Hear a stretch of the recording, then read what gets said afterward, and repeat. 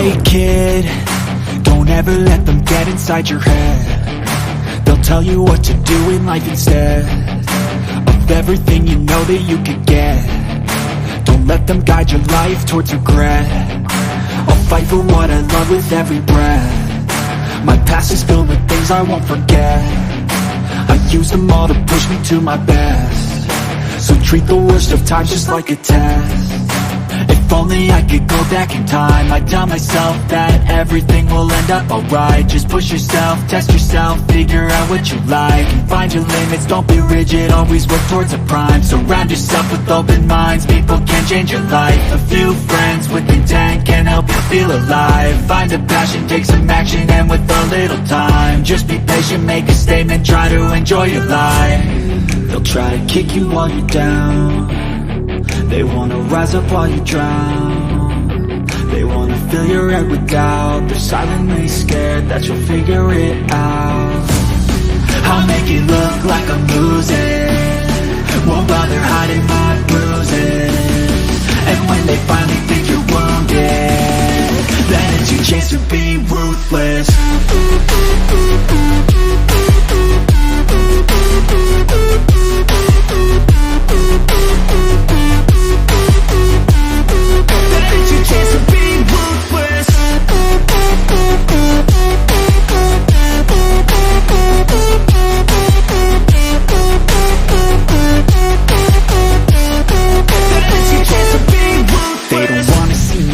They don't wanna see me care. Anytime I make some progress, I can see that they compare. I think everyone's against me, maybe something in the air. Am I paranoid? I swear a void is forming and they're scared. I walk a straight path, not many can say that. I like to play fast, cross me and there's payback. You better pray that I don't see your face at any place that I go. I know you hate that. I've been doing fine, I'm not wasting any more time.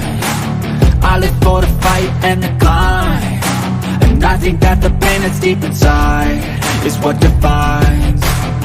So I won't give up, I'm gonna make it to the top. I don't care what's in my way, I swear I'm never gonna stop. I could fall flat on my face and I swear I won't give back up, cause I don't deserve a thing and the road ahead is tough.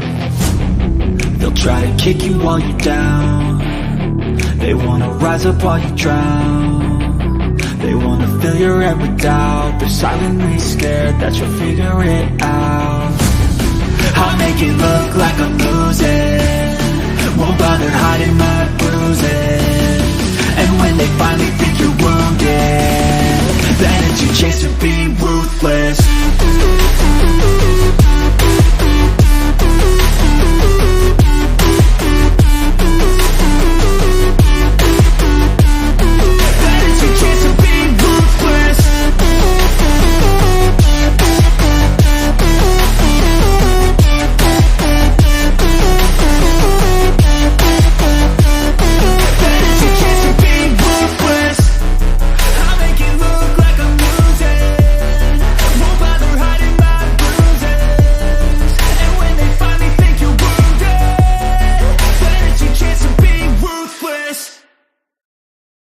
When there's nothing left but the fire in my chest and the air that fills my lungs, I'll hold my tears and trade my ears for a glimpse at kingdom come.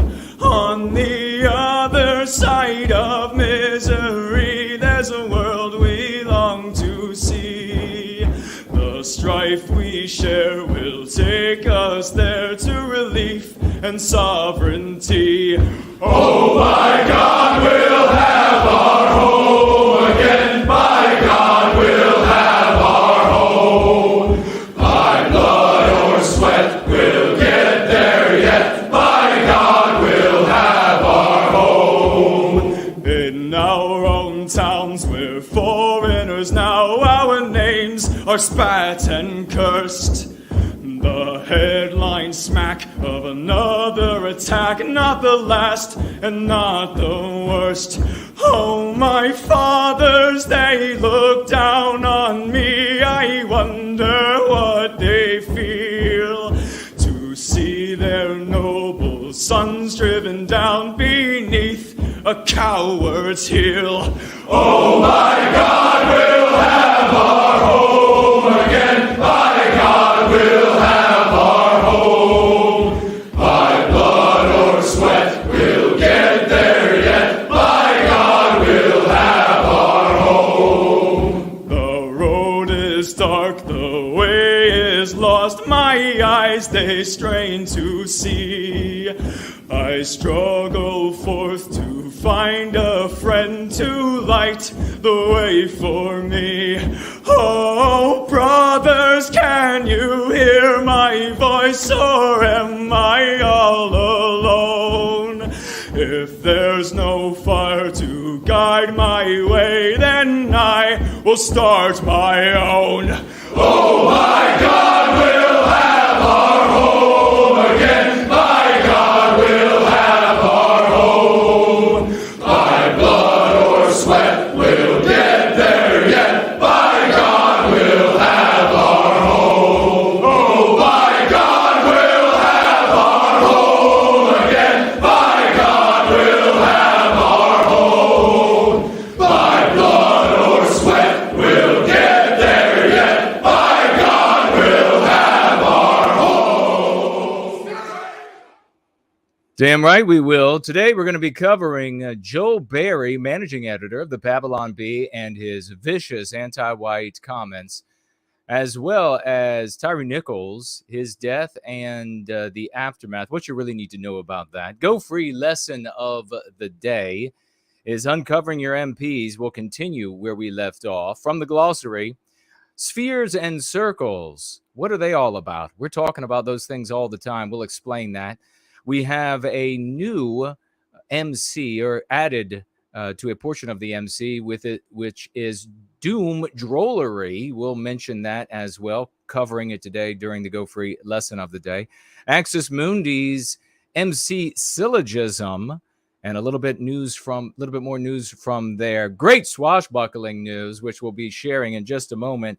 Your comments, calls, and questions, and then there's this. A husband and wife were arguing.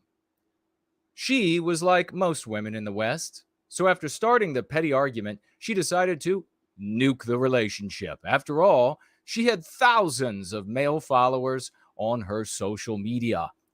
She demanded that her husband, gelded like most men in the West, pack his things and get the hell out. As he walked out the door in pathetic shame, she hurled one more hurtful sentence at him. I hope you die a long, slow, painful death. To which he responded, so you want me to stay?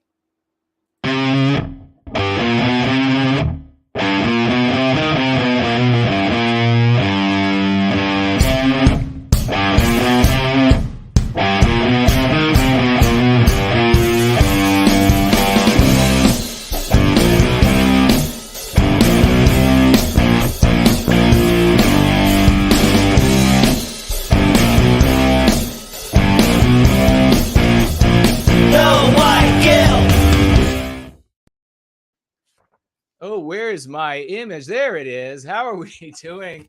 We are going free, ladies and gentlemen. Wonderful to see you all on the Sunday evening, Monday morning in Virginia, 5 p.m. across from Mordor on the Potomac. It's 7 in Sydney, 10 in London, midnight in Moscow, and we are the world over in service to white well-being, pushing back the foremost tip of the spear, pushing back against anti-whiteism, the great evil in the world, destroying everything in the West for everyone who lives here of all immutable characteristics. It's great to be with you all. We're going to go through this gathering in epic fashion.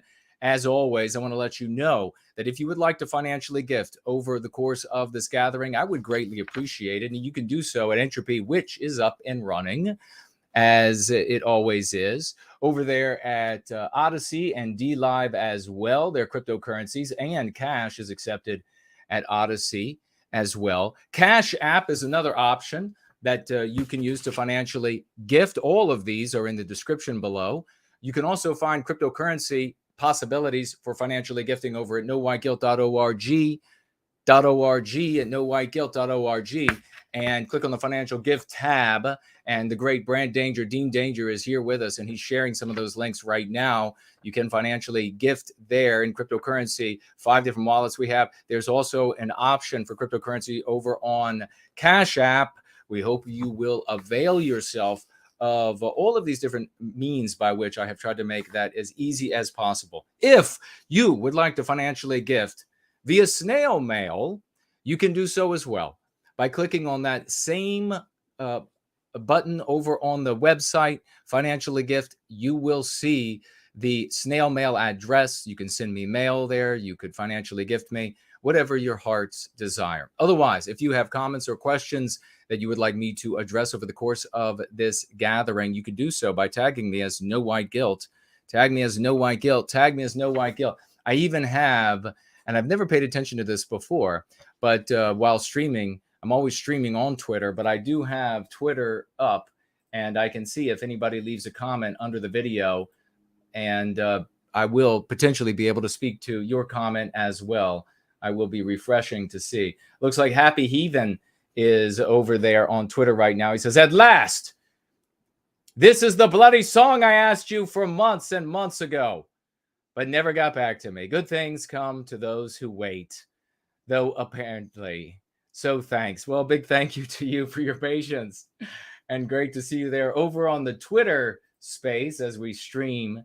And looks like Sam is here. Coconut is here. Sam says, "Red is my favorite color, Jason. It's a color of power and confidence. You look fantastic in that red color. BPE, it's big Promethean energy. If you know where that's coming from, then you are in the know indeed." Let's get into the fact that Elaine Sabatino is here. Victorian time traveler, Promethean healing. Of course, we mentioned the great Dean Danger is here. Eternalism is here. Ivan is here. Masumink is here. The great Yiz, the unifier. Aina is here as well. Pearl Lady, Davy as well. The champs have shown up with Mike and Hyperborean Dream. And there's White Student Transmission. Eternalism is here as well. Elaine says, "Hail, Jason and family. Just finished a few more chapters of Crucible in the GFC, the Going Free Club. If you don't know what they are, check them out. You can look into the description below to become a part of the change that is taking place in the world. Real change, not just another club where you're going to get together and you're going to share all the doom that you've accumulated." Sam says, "To hell with the NFL. The 49ers are losing anyway." So there you have it. The great Sloths, the champ, is here. Franklin, of course, was first on the scene. Pants is here. Great to see you, brother. And I do have your message just to let you know. Pint is here. Great to see you. Thank you for being here. Why don't we get started really quickly with some swashbuckling news? So get out your raucous emojis, your 07s. And we're going to go ahead and begin with, let's see. What do you all think of the idea, actually, of a community project? This would be like a new action item, a community project that we can all do together, where you record yourself singing the Pine Tree Riot song that we play at the beginning of every gathering on Sundays. You record yourself singing it. And how would you do this? Maybe you would put an earpiece in so you could hear the song and you could sing along with it. And then so that you would have the same sort of like tempo and pacing and space and etc. You submit these to me. A bunch of you submit these to me. You don't have to be a great singer, because what then we could do is we could take you singing and then put it sort of under, but along with the actual singer of that song. And then every now and again, we play in the beginning of the gathering the version where, yes, the primary sound is coming from the actual singer, who's done a fantastic job with that Pine Tree Riot song. But then every other sentence is another one of us singing along with it, because it should be a sing-along at the beginning of the gathering. You should be getting yourself hyper excited. If you like that idea, say so in the live chat. And if you'd like to participate, say so as well. And then maybe also put it in the thread once the video is posted, so that we can maybe piece it together and see who wants to participate. I think that'd be a heck of a lot of fun. I will sing along with some of it as well. I want to give a big 07, ladies and gentlemen. Let me just go ahead and pop this up right now. Bing! Artificer was out in the hinterland, and he was just driving around looking for things, and look at what he came across. Resist anti-whiteism sign out there in the countryside. It is gorgeous. In fact, he discovered that whoever stuck this in the ground had even used reverse angled nails to make it very difficult to get it back up out of the ground. So big 07s and raucous emojis to Artificer, who found this wonderful sign in the landscape. Resist anti-whiteism. Everybody driving by gets to see it. And guess what? They're going to know what anti-whiteism is. And it's going to be talking about them and their families and their little ones. God bless this champion. Sign found, folks. Sign found. Slots. We'll keep those raucous emojis going, some 07s. Slots has been like one of these like ninja sort of high-tech undercover warriors out there in the Twitter minefields, kicking ass, taking names, swashbuckling, super swash, very swash, 07s to slots out there. So many of you too out there on Twitter. And if I miss you, please, God, let me know. Or if you know somebody that I'm missing, let me know, who's doing a fantastic job. Let me know. We want to celebrate everybody who's doing a great job carrying the fight of white well-being against anti-whiteism for everyone across the West of all immutable characteristics. Both RC and, let's see, his wife, Promethean Echo, have joined the OT, and I am told that this couple, this power couple, is rocking the world for white well-being. 07s for the power couple, who's really rocking the world for white well-being. RC, the realist, and his wife, Promethean Echo. What an awesome name Promethean Echo is. Am I right? That's very cool. Good name. Good name, lady. 07's raucous emojis. Southern Bloom, we don't celebrate enough. This lady is always at work, operating the Southern Bloom White Wellbeing Open Chat, many other things as well. 07's swash some flags, some swashbuckling flags for Southern Bloom. Just a couple more, and we're going to get right into our first story here, which, of course, is Joel Berry, and he's sending love letters to Nicholas Fuentes. What's up with that? Southern Bloom, White Wellbeing Open Chat. The link is in the description below. Promethean Promulgation reached out to me and has made a video. And I don't know if you want me to share it or not, Promethean Promulgation.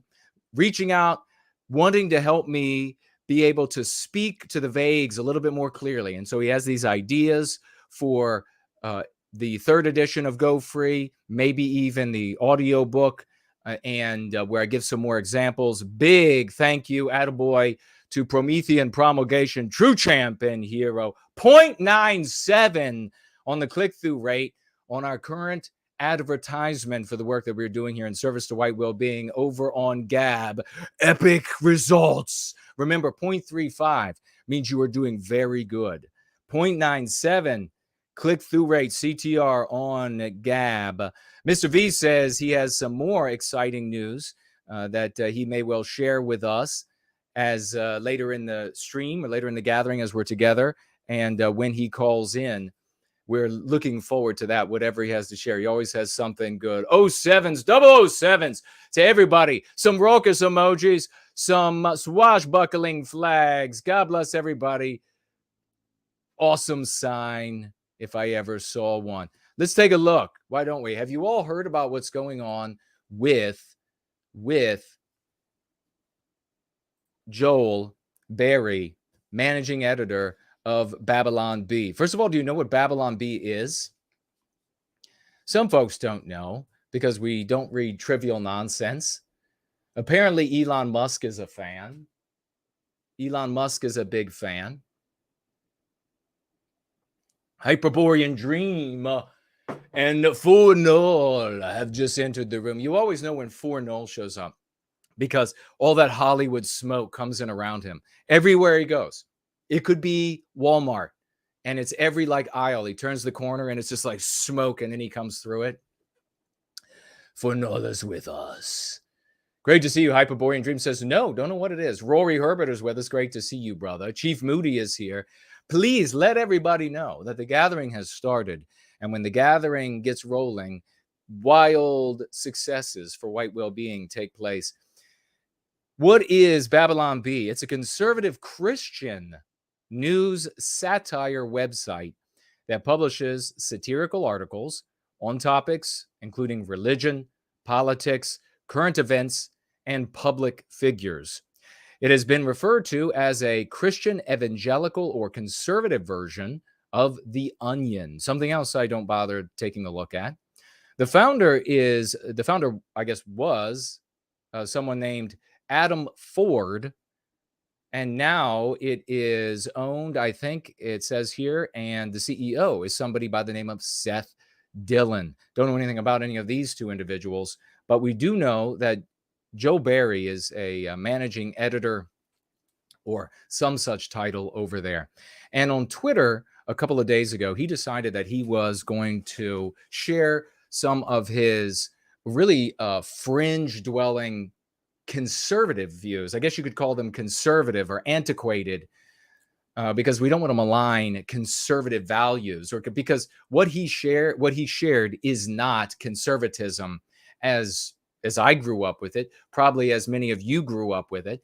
It's the conservatism has been made by generation after generation after generation of radical anti-whites who adopt every bit of anti-whiteism that's 5 or more years older. And you know exactly what I mean. Conservatism used to be against one thing, and then they adopt that thing 5 years later, and then they have some qualms about the current anti-white thing, whatever radically anti-white thing that's being advanced at the day by, say, folks who would call themselves leftists, woke, we call them anti-white, and then they adopt it. So he decided he was going to share a few things, and let me see, I can probably put this up.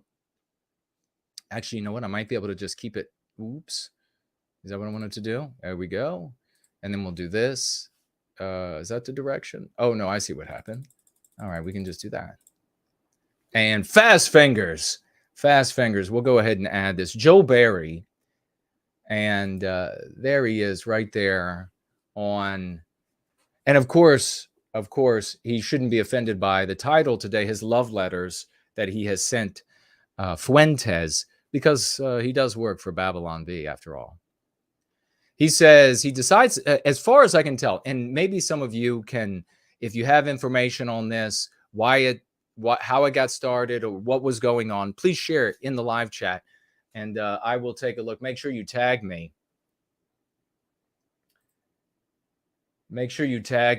Rory Herbert says he's not sure about the red tie and the shirt.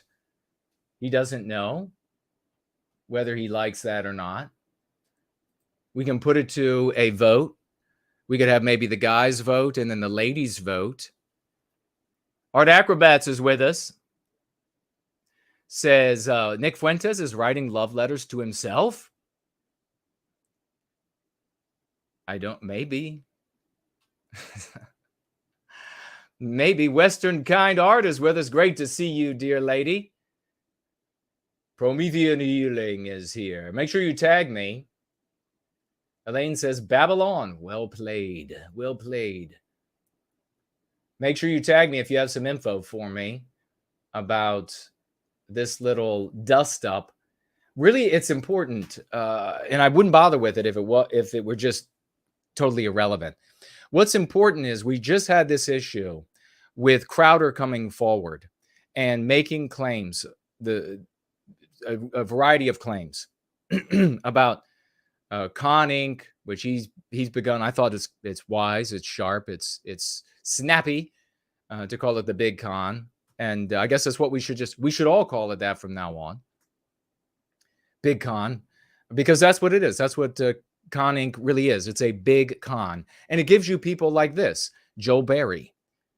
This is what ends up being your thought leader. This is what ends up being the organization leaders for conservative-minded people.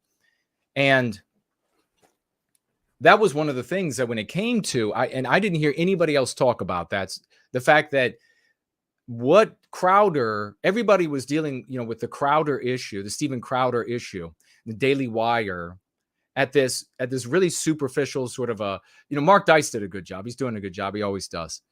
But at this sort of superficial level, it's just this argument between Dice and Daily Wire, and then who's right about that. I mean, not Dice, Crowder and Daily Wire, and who's right about that. But in reality, it's much deeper because you get to see firsthand by way of that contest between the two, the wills that were at war there.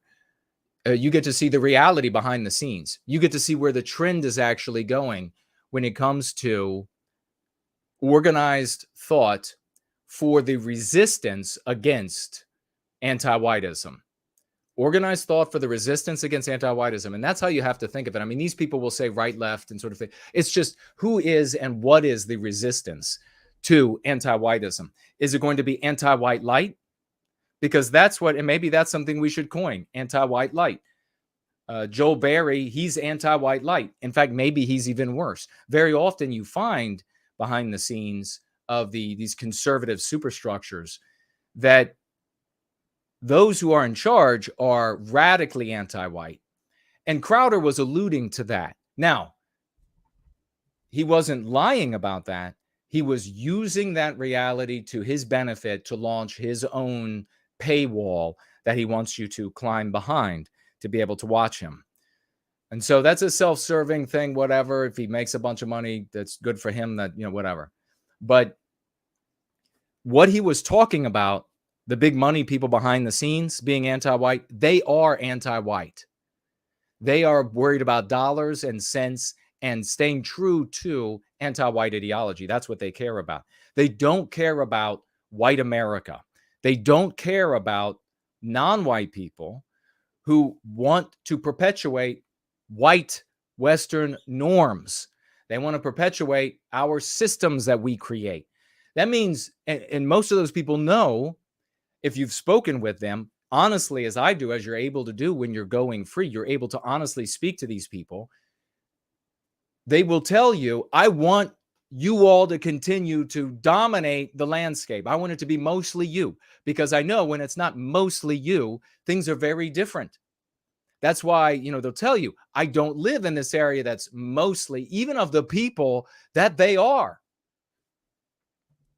I've had over the years, I've had to live a lot of different places because I'm a white man who is extremely intelligent and very adept and able to outdo others in whatever I'm doing virtually. And so when I go to apply someplace, even if I get to work there, there's no promotions, there are no raises. Well, you're a white guy, so you're obviously not going to get it. You're getting all these awards. Aren't you happy enough? You're setting all these records. Aren't you happy enough? No, because I still have to pay for food. I still have to pay when the car breaks down. I still have to, and I do most of the work as well because I can't pay for others to do it. Oh, but still you're fine. So I had to move every year for a long time because rent goes up the second year and then the third year and then the fourth year. So they keep the rent low on the first year and they think nobody's going to move every year. Well, when you don't have the money, you move every year. So you've got to know where this is coming from. You've got to know how these anti-whites operate. You've got to know that they are at the top, that they are controlling the resistance to anti-whiteism. And Babylon B, I never read it, but I always heard folks when they would refer to it, it was favorably. They would say it's funny. And that touches upon what we're going to be talking about a little later with this doom drollery. Doom drollery. And that's really what Crowder does. That's really what so many out there do when it comes to the doom comedy. That's what drollery is, being doom droll. It's just comedy. It's just for the laughs. Look how bad it is. It's just for the laughs. Somebody told me about this guy, Odin's Men or something he calls himself. Some old white guy with his white beard. Seems like a good guy, but that's what he uses, their jargon. And when you know what happens when you use their verbiage, you are in their story where you can never win. And then he just makes fun of the anti-whites, gets himself very popular as a consequence of doing it, and does nothing for us, does nothing to recapture our destiny. And that's what makes this community very different. So this ties in intimately this Joel Berry ties in intimately with the Steven Crowder issue and the truth behind the big con, big conservatism. And you can think of all of these people. It's been one organization, one movement after the other that are co-opted. And you can see where this is all going. You can see where this, what's this girl's name? Brett or whatever, the Daily Wire has created out of thin air. Some actress. That's where this is all going. In the future, you're not going to have very many people, or you'll have zero. You'll have zero that you'll be able to get to that will be genuine, speaking out as resistance to anti-whiteism, destroying the West, who are not controlled by big money conservatism, which is 100% anti-white. And so what's going to happen at this Babylon Bee? Now, you know, there, of course, people are going to say, oh, it's just a joke. You know, the guy's joking. It's all just been a big joke. That's what they do. And maybe some of his later comments are just jokes, although maybe they're not.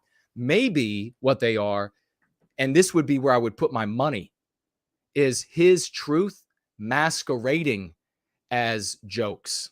His truth, hidden truth, because they're supposed to be the Christian resistance, the Christian conservative resistance to anti-whiteism. But when I worked on the inside, when I was on the Hill, the heads of the biggest organizations. So I haven't been like, you know, the place to go if you want to talk with somebody, you want to hear from somebody who has been in the entertainment world, it's Mark Dice. I've been in the socio-political world, heads of the organizations, and got to hear firsthand the hardest of hardcore Christian organizations and what they want for the future and what they're going to do to push back against the rot in America, the rot and demonic rot in America. They'll get very passionate. And then you hear what they have to say, especially in private. And you're like, whoa, wait a second. That doesn't comport with the Bible for squat, buddy. Miss, that doesn't comport with any of that. And so what do we have here? It doesn't comport with the conservatism of the people who are giving you their money and who are entrusting in you some sort of pushback. It misguided as it is for these folks, because they don't know. They just are, they are end-line consumers of entertainment. They are the customer of entertainment, and they think in their benightedness, they think that they're actually doing something in the world. Just like I turned on a stream the other night, random conservative stream, random conservative non-white streamer, massive sub count, of course, because white people can't get enough of non-white people who agree with us about this or that or the other thing. And what did I see right away? A handful, maybe not 5 totally, maybe nearly 5 fanatics of this lowbrow, half-brain, saltine guy. Good for him. He puts on a funny show for retarded people, and somebody's got to go to that part of the hospital, you know, and juggle and balance a ball on his nose and all of that sort of thing, because somebody's got to entertain those folks that are, you know, mentally damaged. Maybe 5, almost 5 of them, and they were like, the Salt Army is here. The Salt Army has to flow. Come watch the Salt Man and all this other kind of garbage. And I was like, is that guy streaming now? Is he like sending a bunch of people over for like an action item? Kind of like Fuentes used to always do. So I went over to his channel. No. I went over to his other platforms. No. These are just folks who share similar values. And with these particular ones, half-brained, midwits, who share similar values, and they think they're doing something in the world by being customers of entertainment. So there they are showing up, and they're like rabid, frothing at the mouth soldiers to advance this entertainer who's not going to do anything. Here's the thing. It's their dollars. They're buying his crap. They're paying for his entertainment. Many of them, not all of them. I understand he's making a ton of money just being an entertainer for these people. Good for him. Good for him to make the money. I'm never against that. Here they are, but they are believing with their support, just like these big Christian organizations, just like a lot of these Christian organizations. They're conveniently Christian. They're conveniently Catholic. They know they have a ready-made audience out there of believers, right? They know they have this ready-made audience of believers, and they're just going to be able to bilk the shit out of them for money by just saying that they're Christian or they're Catholic at the end of the day. And those people are going to say, well, they're doing something, and I get to giggle, and I get to snicker, and I get to learn a little cutting joke phrase that I can say with somebody else who agrees with me. And we can both joke while we're at work, standing at the lathe or the copier, the copy machine, standing by the copier. What was that, Saturday Night Live? You remember that? Linda, using the copier, making copies, not doing anything for our people. So this is what's happening at Babylon B. This guy, Joel Berry, decides he's going to make this comment. They're making money. They're making bank at Babylon B. They have the big con donors behind the scenes. And, every one of these, maybe you know this. If you're Christian, speak up and be honest about it. You end up going someplace and you meet these people and they're like, oh, praise Jesus. Here are our 11 Chinese children that we have adopted. What? Were you barren? No. We had one of our own as well, but he's in rehab because we hate him. Every single time. It's inevitable every time. It's not a slight on Christians. You got to be honest about what's going on in the world. You got to be honest about what's going on in the world if you're going to be able to fix it. And in every one of our houses, whether it's a Baptist church or Catholics church or Mormon temple or the atheists, where do they go? The whorehouse, the morphine den, where do you all go? You have to begin cleaning house right there. If you're one of the polytheists, European polytheists some of these places, quite frankly, look like sheds. I mean, come on. If you're going to build a religious building, build a religious building. You got to clean in-house first. So you got to admit what's wrong in your own house. You got to get rid of the anti-whiteism in your own house first, right? Joe Barry, big Christian here, I guess, says, unpopular take. No, it's not unpopular, what I'm about to read. Not at the top of these Christian organizations, where it's not only the big money, big con behind him and this organization, but it's all the people who are buying the crap. It's all the people who give the super chats or whatever it is, however they get funding out of the people, paywalls or whatever it is. Remember, if you're not paying, and you got to watch capitalism, you got to watch it closely, because if you don't see how they're getting money out of you, you are the product being sold. All right? You got to wise up.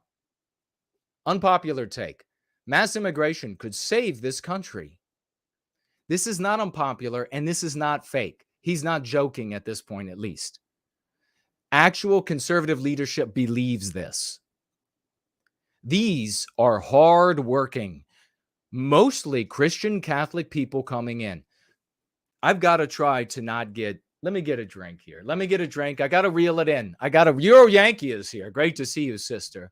Slow Boy is here. Face is here. Great to see you. Trevor Blue is here. I got to reel it in a bit. I got to tell you why.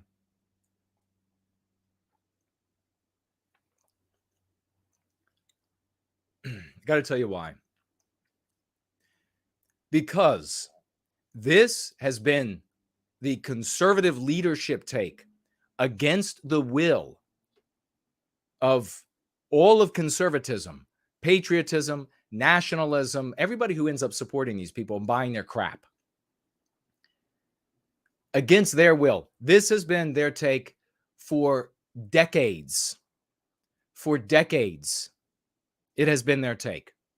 The people coming in, they're just Christians and Catholics, and they're going to assimilate. And they're going to make the country strong because they're such hard workers. And because they're, and as a consequence of people like this, you see these Republicans. Who's funding the Republicans? Those same big con donors, Republican candidates. And who gives the Republicans the good press? People like this.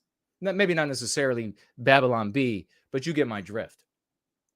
It's the Christian conservative think tanks, webzines, newspapers, podcasts, vlogs, etc. It's those folks. So who do the Republican politicians end up obeying? Who do they end up appeasing? Who do they end up placating?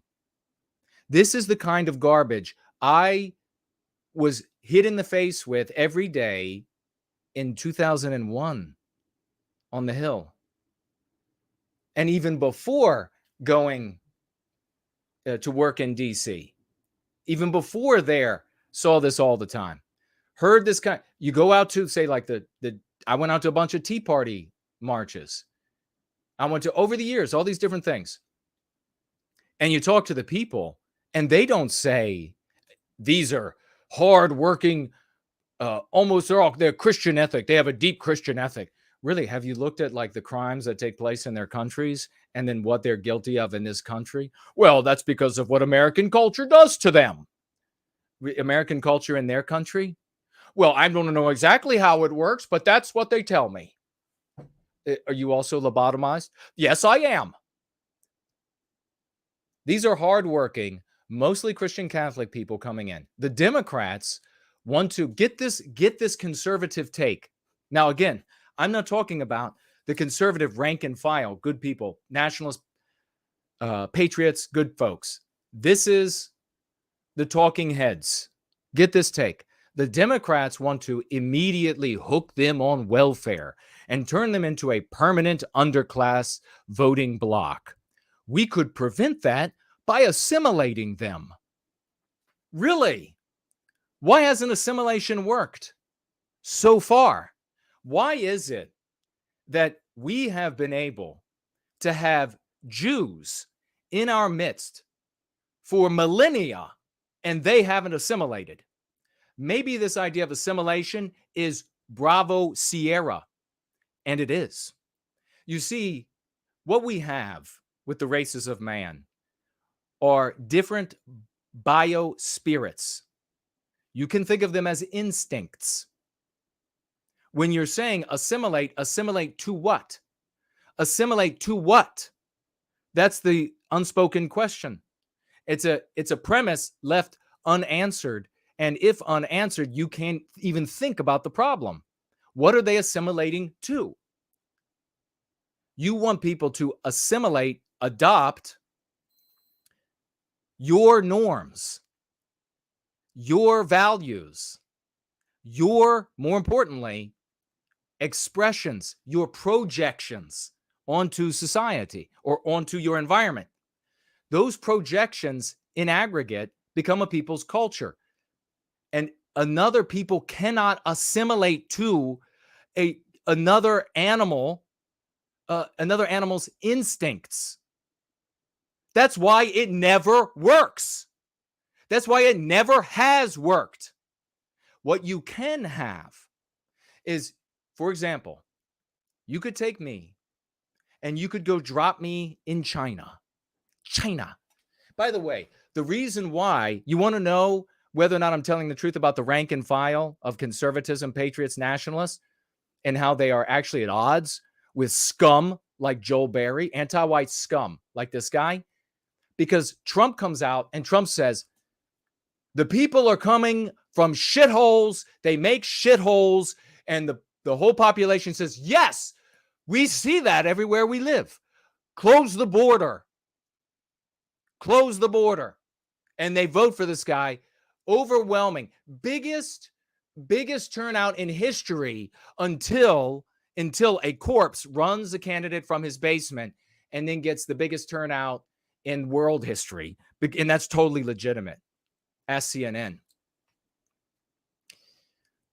But it was because what I was saying is the absolute truth. The folks, the general population, they know, and they are at odds with They're big con. They are at odds with the talking heads, the leadership in the conservative movement.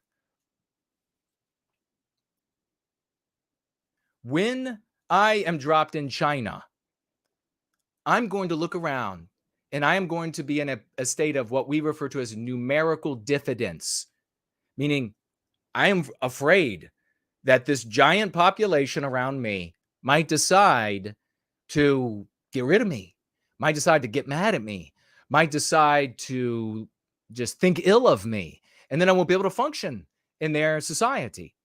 So, because I'm intelligent, I am going to imitate their norms, imitate their norms, imitate their behaviors.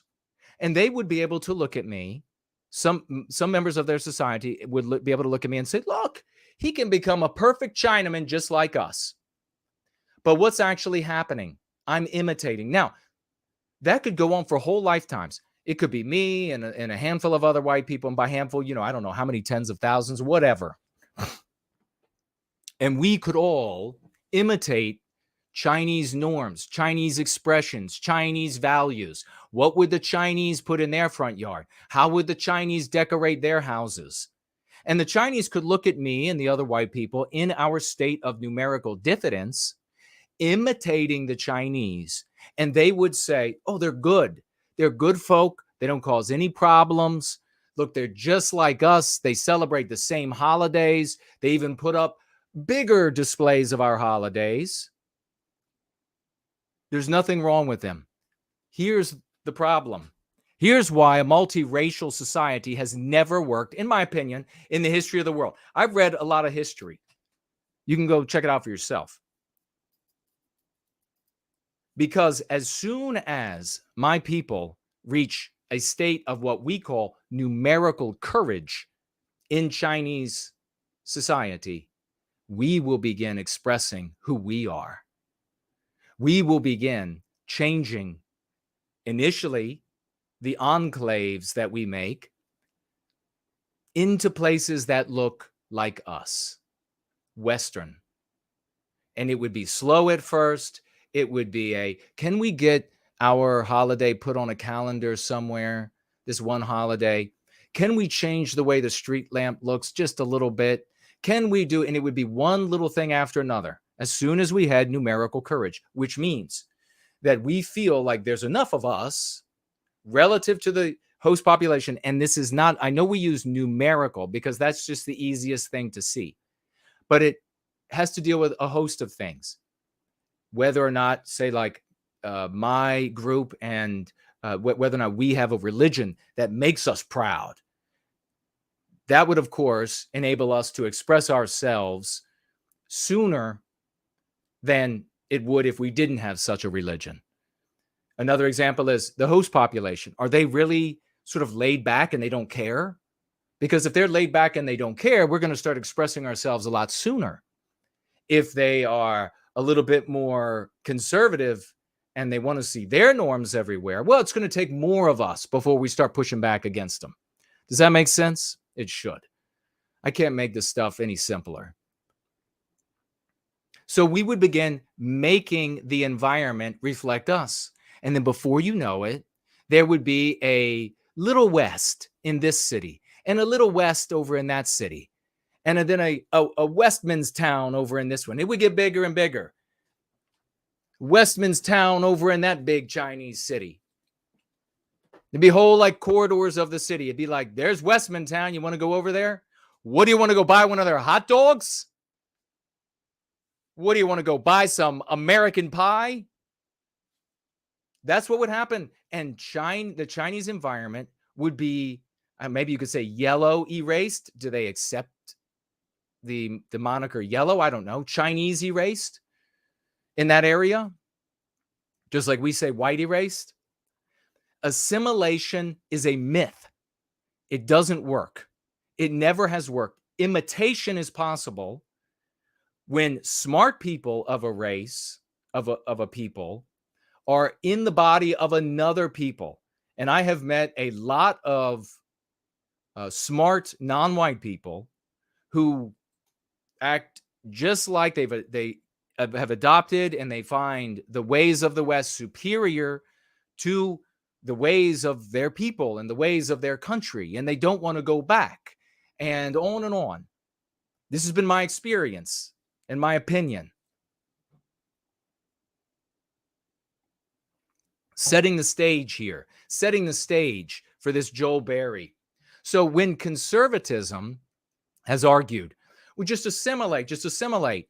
This has always been either a conscious lie or stupidity, pure asininity, born in various measures, depending on the individual, of anti-whiteism. It is purely anti-white to think that the ideas of the West were happen chance, that the ideals of the West were just ideal angels sprinkling these things down upon the West because they were so bigoted or whatever it was. They didn't sprinkle them down on other countries or other peoples, rather. And then anybody can just take them up.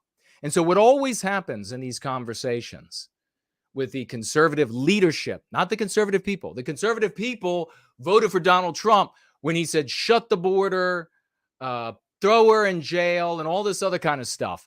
They were with Trump. That's what the conservative folks wanted. And let me tell you what, there is more money to be made. This is something you got to think about. There is more money to be made for a webzine or thought leader, an organization leader who will speak the truth that genuine conservatives and patriots and nationalists have in their hearts, their real desires, their real wants. If an organization or a person or whatever it is could get themselves out there and heard and survive the onslaught of the teaming up of big con and radical anti-white leftism, which they team up all the time, just like Democrats and Republicans team up to stop independence every single time. Same thing with these entities right here. You better believe that little Benny Shapiro, little Benny would be teaming right up with the most radical anti-whites there are in order to shut down such a person. But there is massive money to be made there, just like there were massive votes for Donald Trump when he was willing to speak the truth after coming down that escalator with that knockout on his side. Massive dollars, hundreds and hundreds and hundreds of millions of dollars to be made, but no one is going to do it. They can't. And no big financial brokers are going to show up because they're anti-white. They don't want to speak the people's truth, the people's heart. How do they get anti-white? Various means. It doesn't matter. One of the most obvious and easiest is that you're a centimillionaire or you're a decamillionaire. You're in business doing various things.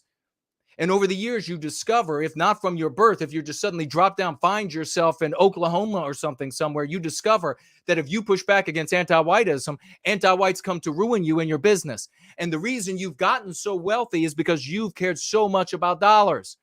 And so what do? You adopt anti-whiteism to keep making dollars, to not get attacked. And then you go overboard with anti-whiteism because you figure maybe I'll appease these people. I'll not only appease and placate, but I'll make them happy.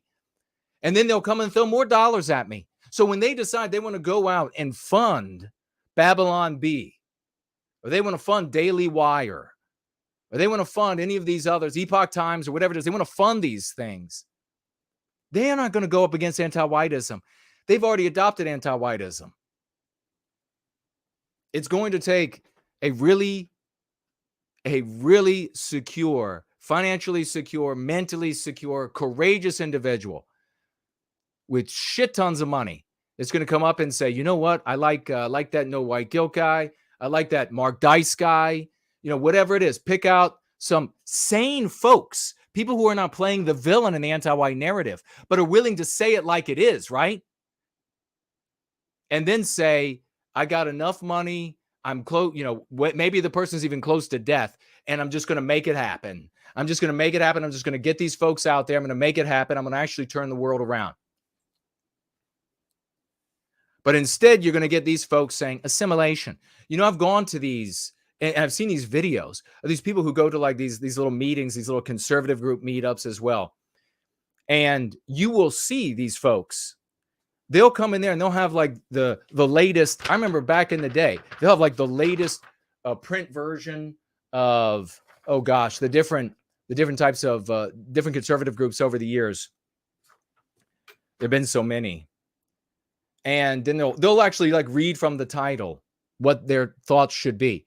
We should, apparently they're all really good Christians and Catholics. They have fantastic values and they're just waiting to be assimilated. Well, okay, it's been like how many decades since they never got assimilated?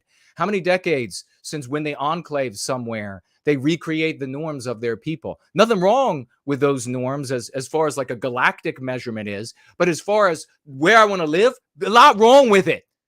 If I wanted to live in Tijuana, I'd move there. If I want to live in Nigeria, I'd move there. I don't want to travel through Memphis, allusion to another story we're going to cover, to be in Nigeria. All right? I want Memphis to look like me, to look like my people, the people who laid the foundations of the city. Unpopular take. Mass immigration could save this country. Could you imagine saying such a thing? That is this piece of shit, anti-white piece of shit, saying white erasure will save this country because the mass immigration is non-white. It's not white. There are white people coming here. Oh, and you know this, and don't let conservatives, by the way, the content creator organization leaders, big con conservatives, don't let them deceive you by saying the Irish assimilated, the Italians assimilated. You can assimilate with the same instincts, the same biospirit. Of course you can. You can take white people from anywhere on planet Earth and drop them in any other white country, and they can adopt and reproduce without imitation what is already there. Every France is, every person has a France inside of them, an actual France, not the monstrosity today. Every white person has a UK inside of them, the actual UK, not the monstrosity today. Same thing with America, same thing with Canada. Now, this doesn't take, by the way, and the big con folks will tell you, oh, well, what he wants to do is he wants to start like partitioning. That no white guilt guy wants to start cutting people out. Absolutely not. They're liars. They're liars because they're huffing on their own ass fumes, because they're anti-whites, because they're bent over in some sort of like snail formation, huffing on each other's ass fumes. That's what they do behind the scenes. How many times you got to hear about these preachers and all, and they have these horrible sex scandals going on in the background? It's the same thing with leaders of content creation and thought leading in the big con movement. The same exact thing. They just front as something different because they know that they need you to believe that about them so that you'll buy their trash.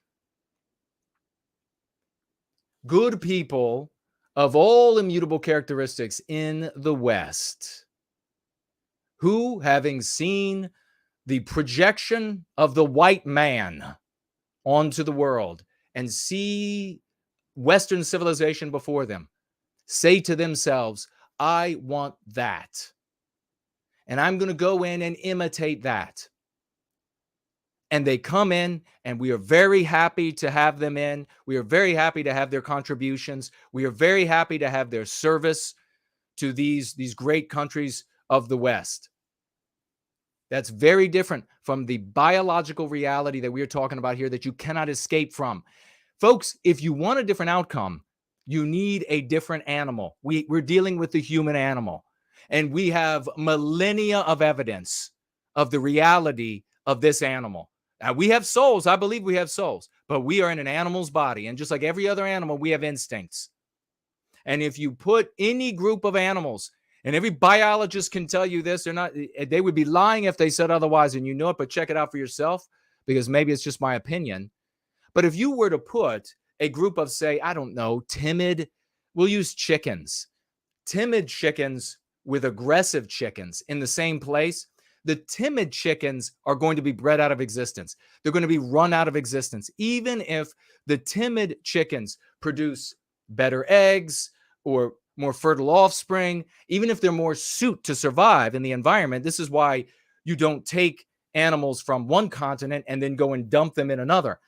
Even if they're ultimately more suited to survive in environment A, you don't take another type of chicken and come and dump it there that's more aggressive, that is actually less suited to survive in that environment, because in the interim, they will obliterate the less aggressive animal of their type. Breeds or races. Never forget it. In my opinion, check it out with a biologist.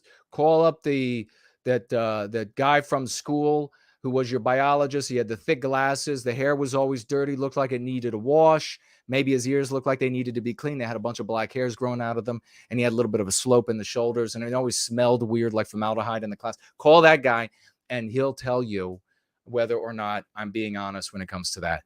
We're dealing with an animal, the human animal. The Democrats want to immediately hook them. Listen to how nefarious this argument is. Want to hook them on welfare and turn them into a permanent underclass voting bloc. We could prevent that by assimilating them. So what he's saying is the alternative is assimilating them.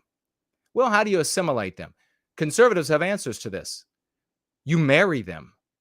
He actually, and when he makes the statement a little later, he's probably joking there, but he's probably joking. It's hard to say. Might be his truth masquerading as comedy.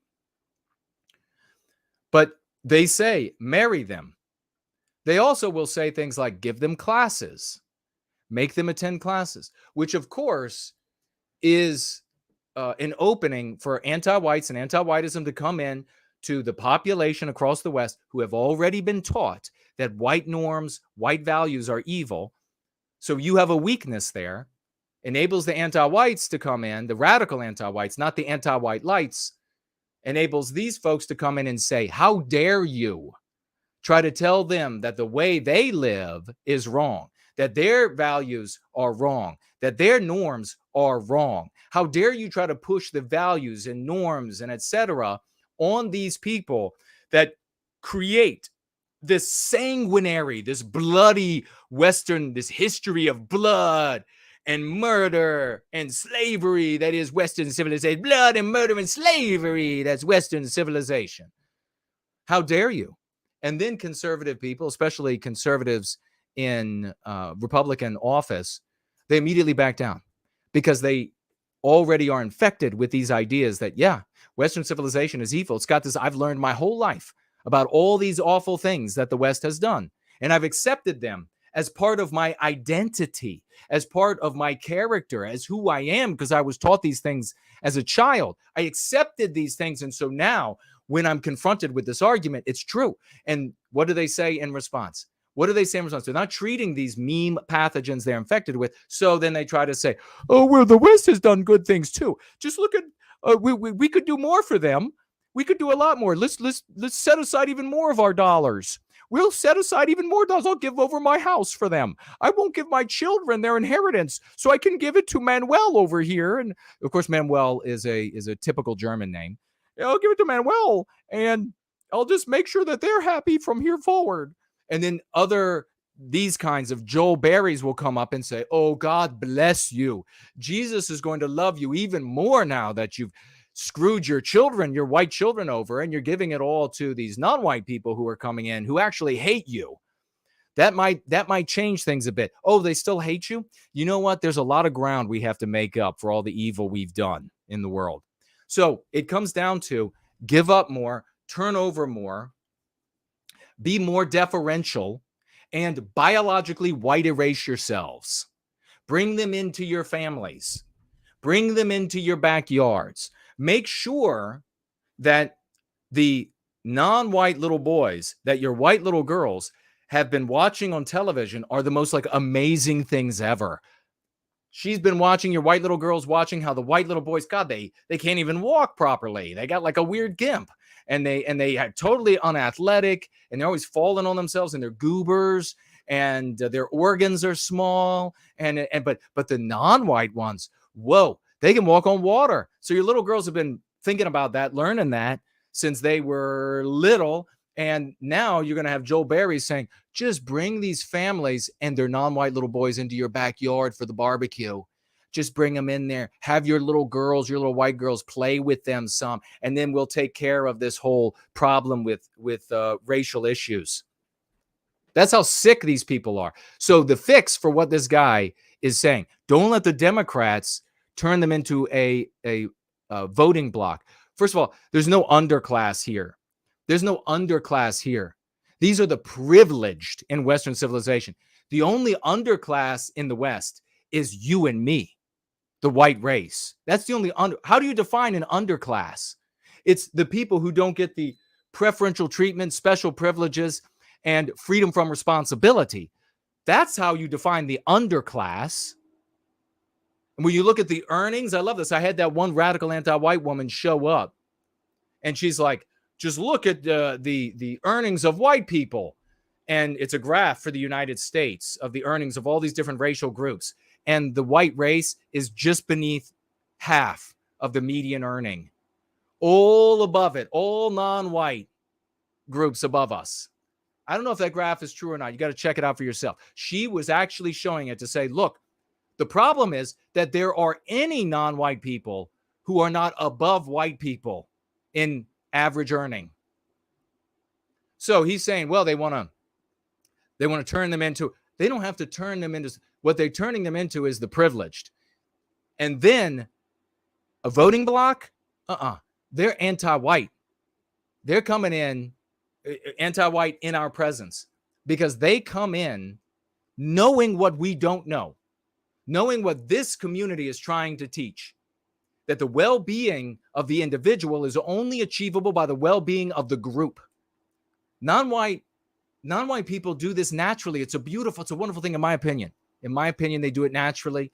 I love it. I wish we could do it. That's what we're trying to teach. It doesn't have to harm the people who come into the countries that we create, because in fact, it betters the environment for those that we allow to come in, doesn't it? If we have a beautiful functioning Western civilization, if Memphis, Tennessee is this beautiful functioning Western civilization, then Black people don't get pulled out of their cars and beaten to death, right? The problem is that it's not Western anymore. That's the problem.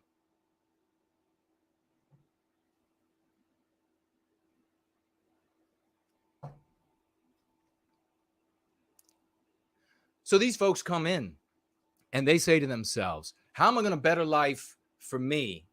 Means how am I going to better life for my community? What do I got to do for my community? And there's one party, although the Republicans are trying hard to make inroads, there's one party that says, oh, we will just steal and give it to you. We will steal and give it to you. And then they say, well, that sounds good to me. You got my vote.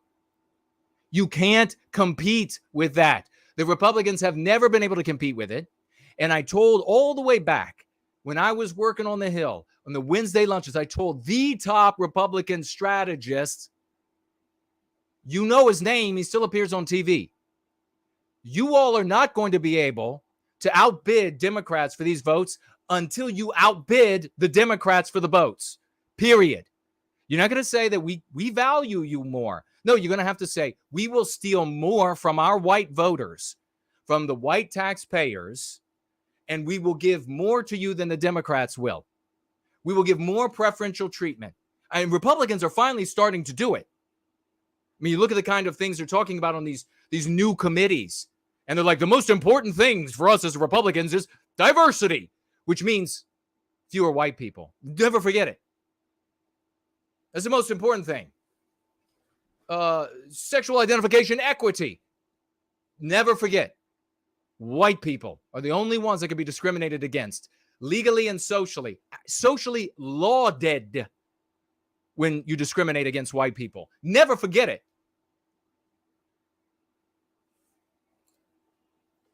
So there's no way to win them over. This right here is the quintessent conservative thought leadership poison that is given right into the vein of the conservative patriot lying on his deathbed. And he wants to get up. He wants to get well again. He wants to reclaim his destiny. He doesn't want to harm any other non-white. He doesn't want to harm non-white groups or non-white people. Wants to celebrate contributors of all groups, but not going to have any more discrimination and persecution of him and his people anymore. Not going to have it. That guy. And here you have the Joe Barrys and so many others out there. They just want to get up. They want to get up right to that IV line, and they just want to say, here's some more poison. It's going to feel so good to you. We just have to prevent the Democrats from turning these saviors of Western civilization into a voting bloc who votes against us. We just have to assimilate them. Generation after generation after generation. It's the exact same thing that I'm seeing. I don't know why. I have no idea why. You know what? Probably the only other guy who can see long range is Mark Dice. All of these other content creators out there that I watch from time to time, catch a piece here, catch a piece there. They're all trapped in the years of their lives, even if they are wonderful historians and they can tell you all about the previous. And in fact, they look in the rearview mirror all the time. That's another big problem. They still have trapped everything to their lives. We actually have a cycle coming back around of meme pathogens in the implicit white sympathetic sphere in the form of this argument of just assimilate them and everything will be fine. As well as the explicit white sympathetic sphere, where I have not heard in 2.5+ decades this particular acronym said so often as since back then. There's an acronym about Zionist people in governance in the West, and it was spoken by everybody to ill effect. Didn't do squat for our people. It was awful because it was white negative. It was focusing on another group of mankind. All of these different ways I articulate how it's wrong. It's the greatest IQ test of all time. It really is, because it's real world. It's real world. You know, in the Mensa puzzles, does anybody else do the Mensa puzzles or any brain teasers puzzles that are actual teasers and puzzles? I used to do the Mensa ones all the time. I loved them. But sometimes you'd have the mathematic ones and you would have like maybe 4 or 5 numbers. Sometimes it would be 2, 3, 4, 5 digit numbers. And you'd have to find, okay, what's the formula that goes, that produces these sums every time, or produces these outcomes every time, I should say, because it's not necessarily a sum. So what is it that it produces every single time? This namers, they look at a puzzle like that and they're like, oh, well, every 3-digit number of these 5 3-digit numbers begins with the number 4. I've got it. No, dumbass. No. It's the greatest IQ test of all time, and they have failed. And I told these folks, I said, you know, it sounds kind of cool. I did find out later that it's actually a cartoon character, really like a little dragon. It's really dumb. I said, it sounds kind of cool, but you know what? You're focusing on this other group of people, and it's just this whole thing. And it was years it took for me to kind of piece it together. But that particular verbiage, since it was not successful in people's lives, died off. And now, just like the wheel turning, the same failures come right back around again. Let's just redo the same failures all over again. It's like some big demonic anti-white just turning a big wheel, and they just keep turning it and turning it. And, oh, here, you've forgotten these. Well, we're going to bring it back around again, and you'll start using it and fail with it again. Thanks so much. Just assimilate. So then what's he go on to say? What's next? He says,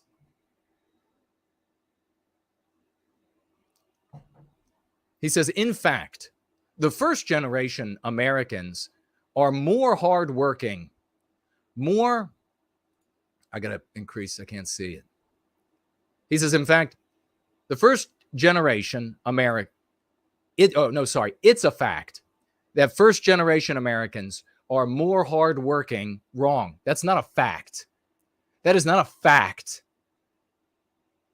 Where would he get his data from? Where would he get his data from? How many decades? You see, this is the problem. Somebody like this will go back to, just look at the data of the Irish or the Italians. Look at how hard they worked when they got here. Or I think he talks about Asians, and we'll take a look at that in a moment. Hardworking, more appreciative of America. And what else are we missing here when he's saying this? Remember, this is supposed to be conservative managing editor, Christian conservative managing editor, right? He could work for this place. He could go work for Epoch Times. He could work anywhere. We could be talking about, it's the same person at all of these places, and you know it. So what does he say? What's he saying? What about the context? When you have a people in a country, workers who are fighting for their rights to not be treated like dogs, to try to earn a decent living, to live a decent life, to actually get a paid vacation or to get any vacation at all, they begin making demands. And we have this in the form of unions. And they begin making demands, and then their pay goes up. And then they get some more perquisites along the way. And in many places, the unions that were doing great things end up undermining the same workers, because you've got the problem of those who are in leadership in the unions who then begin working with the businesses, and they begin serving their own interests, and et cetera. So there's unquestionably a problem with what ends up happening with unions. But you don't remedy that by bringing in people who are willing to work for slave wages without safety, that American workers or German workers or whatever it is, that they have fought to win themselves. Decent living, decent treatment, safety features, a net to catch them if you are injured or whatever it is in your employment. All of the things, all the perquisites that come along, you don't remedy that and call it a good thing by bringing in people who had like drug lords standing over top of them with rifles and saying, work till you die. And from countries where they didn't care to establish these things, where they didn't care to fight back for the worker, where the leadership didn't say to themselves, this is the big thing. This is the most important thing, where the leadership, composed of the immigrants back in the home country, said, oh, you want some more pay and some better treatment? I think we'll blow your head off. That's what their leadership says. In the West, they say, let me hear your argument. In the West, they say, let me try to be fair. Maybe I can be cornered here, and then I can do better by you. Let me think about my workers' children and what kind of lives they live. That's what happens in the West. But you know what's not going to happen in the West anymore? It's not going to be West anymore. And you're going to have business owners like you have in El Salvador that are going to say to workers, both brown, black, white, yellow, red, whatever the hell they are, oh, you want some better treatment? How about we take a shovel and cave your head in? That's what they're going to say, just like they did back home. You ready for that? You ready for that, Joel? So these workers, they're harder working, because now finally they can be put into an environment where their pay, thanks to the hard work of workers in America, many, many generations prior to these folks, even though they're getting paid less than them, so the employer will just hire as many of them as can possibly be. Even though they're going to be paid less, it's infinitely more than they were paid back home. I mean, for God's sakes, all of India would come to America tomorrow if Joel was allowed to say, let's let it happen. Every one of them. They would all work for infinitely less than we are willing to work. And they would work their asses off for that sum because they want the job more than their fellow Indians. Is that how you want to live? Joel wants you to live that way. He's going to praise them for that.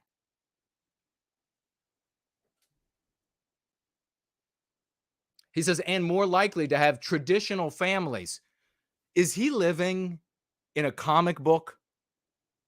Has Joel looked at the other countries of the world and how they operate? The traditional family. I mean, I guess if a family comes to the United States and they have the wife, and then the other wife, and then the other wife, and then the 13-year-old wife, and then like 10 children, and then the man can beat, can slap, can whatever. I mean, I guess technically it's like the traditional form. It's a man and a woman, or a man and a woman. I guess it's technically. So the question, Joel, is if you don't remedy, my question for Joel is, if you don't remedy what caused American families to degenerate, white families to degenerate and become what they are today, what's going to keep it from happening to the non-whites who come in, you imbecile? Nothing. Nothing. You wretched, lying turd. Nothing whatsoever. For you to say these things, you should get out there with a deep apology to white America and to all the good non-white people out there who support the West, who support America. Disgusting. They come in with their traditional families. You all were ruined by anti-whiteism, so we don't want you, and we're just going to throw you away. We're going to have all of these others that have their traditional values, and then in one generation, it'll be splintered into the exact same garbage that did the white family in. He's got no problem, I bet. I don't recall, but we'll see if he says anything. But I bet you that he has no problem. Maybe he has already said, I'll see. No problem with saying, well, look at what the culture has done to blacks. Well, golly, it's only bad when it happens to non-white people. When it happens to white people, people like Joel are just like, yeah, I'm not even going to bother to mention it. Yeah, except he's going to write some love letters to Fuentes and Fuentes' numerous acolytes, numerous unnamed minions. Then he's got nothing but slanders for the white race, and using Fuentes and his acolytes, by the way, to slander any white people who care about white well-being. That's what this guy's doing.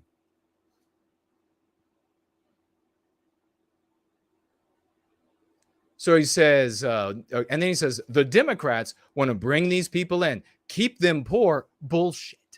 Keep them poor. Keep them poor. Yeah, they look real poor when so many of them, even at the bottom of their, well, forget about that. They come in and they get the jobs that should go to Americans who were trained properly to have the jobs. And if they weren't trained properly, then these companies need to be training them. The government needs to be training them to be able to be these perfect employees. It's your fault that they're not. You created the school systems that did this to us. You don't bring in people from some other world who are willing to work for less. The Democrats want to keep them poor. And you look at the bottom rung of folks coming in, and everybody here has witnessed it. My opinion, granted, anecdotes, my opinion, everybody has seen, they speak up. You go to the grocery store. I have actual stories. Go to the grocery store, go to pay for groceries, and the wonderful people with the numerous children running around and they're screaming, and then they pull up and they've got carts of food. They pay for all of it. Back in the day, it was with stamps. Now it's a little card. It's like an EBT card. It looks like a credit card. And I think soon the Democrats wanted to just be a credit card so that just look exactly like one so you don't know anymore. They pay for it, and they go outside to the parking lot. I walk outside right behind them because I got just a couple things that I can afford. Walk outside behind them. They're loading the kids and the groceries up in a fucking Escalade. Pristine looking, wheels on it, more expensive than several of my cars. One wheel. Everybody has that. My personal opinion, it's an anecdote, granted. That's how poor they're being kept, by voting Democrat. Oh, he does say here, keep them poor and destroy their culture just like they did to Black Americans.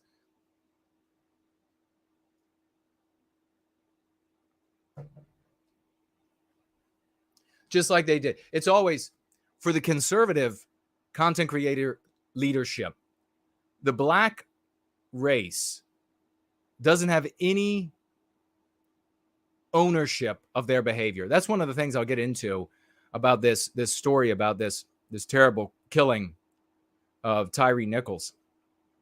Never force them to take responsibility for their behavior. As a community, white race, endlessly. Everybody's got a responsibility. Johnny, listen, this happened 2 millennia ago, but you got to make up for it because white people did it. Tyrone, oh, your brother raped somebody today? It's not on you. It's not on you. Oh, you also? Well, you know what? You were just put in an environment where you couldn't do anything but. And so we're gonna make it up to you. So we're gonna have Johnny make it up to you. Why don't you kick his ass right now? That's conservatism for you. Leadership, not the good folks. Good black folk in America know exactly what's wrong. And if there's something wrong in their personal family, they also know in their personal family, because every family is different. You can't say like there's this one whole issue for the all black people or all whatever. They know also what's going right in their families, just like white people. Well, you know, this relative was an alcoholic. White person can say that. Non-white person can say that. And their life went to the dogs. Not going to imitate that. This other family member was like studious and was always on time and everything. Did well in life. I'm going to imitate that. Black family, white family, same kinds of deductions. So this is playing to what? The anti-white narrative of America. The anti-white narrative of the West. Who harmed black? Why do black people ever have anything wrong in their lives? White people did it to them. How do you know that conservatives would say, like Joel Berry, that white people did it to them? They already do. They'll tell you Democrats are the real racists. This is the adoption of the anti-white narrative. They're just 5 years behind. If anything, maybe you could call conservative, they're alt-white or anti-white light, but maybe you could also call them, by the technical definition, retarded, because they're just slower at picking up the anti-white narrative than anti-white, full-blown anti-whites. They're doing that anyway right now. Maybe it's time for conservatives to start thinking about a realistic plan for amnesty, assimilation, and welcoming these folks as American citizens before the Democrats can destroy these people. Folks, Ronald Reagan, first massive amnesty. Did it make them all Republican? Did it make them all, did it convert them to white people? Did they suddenly all become white? Is that, and then of course, they would say, oh, well, why would you say that? That's so bigoted. What is assimilation? It's adopting instincts and outcomes and projections that are not your own, that are not what you and your people produced in the country from which you fled. That's what it is. So that they become white in all but appearance? At least with us, we say, hey, all of these different groups of people are different biospirits, which means instincts. Basically, if you grapple with what it means, they produce different outcomes. No one is better than the other by any cosmic measurement. The question is, what do you want to live among and with? How do you want to live? What world do you want to be in? Do you want to feel comfortable or uncomfortable in that world? How many amnesties does Joel Berry think that that white America has to give before they've done enough? How many more gifts? I mean, really focus on that right there. Joel Berry is saying, maybe if we placate them. Have you heard that before? Have conservatives ever said something like that before?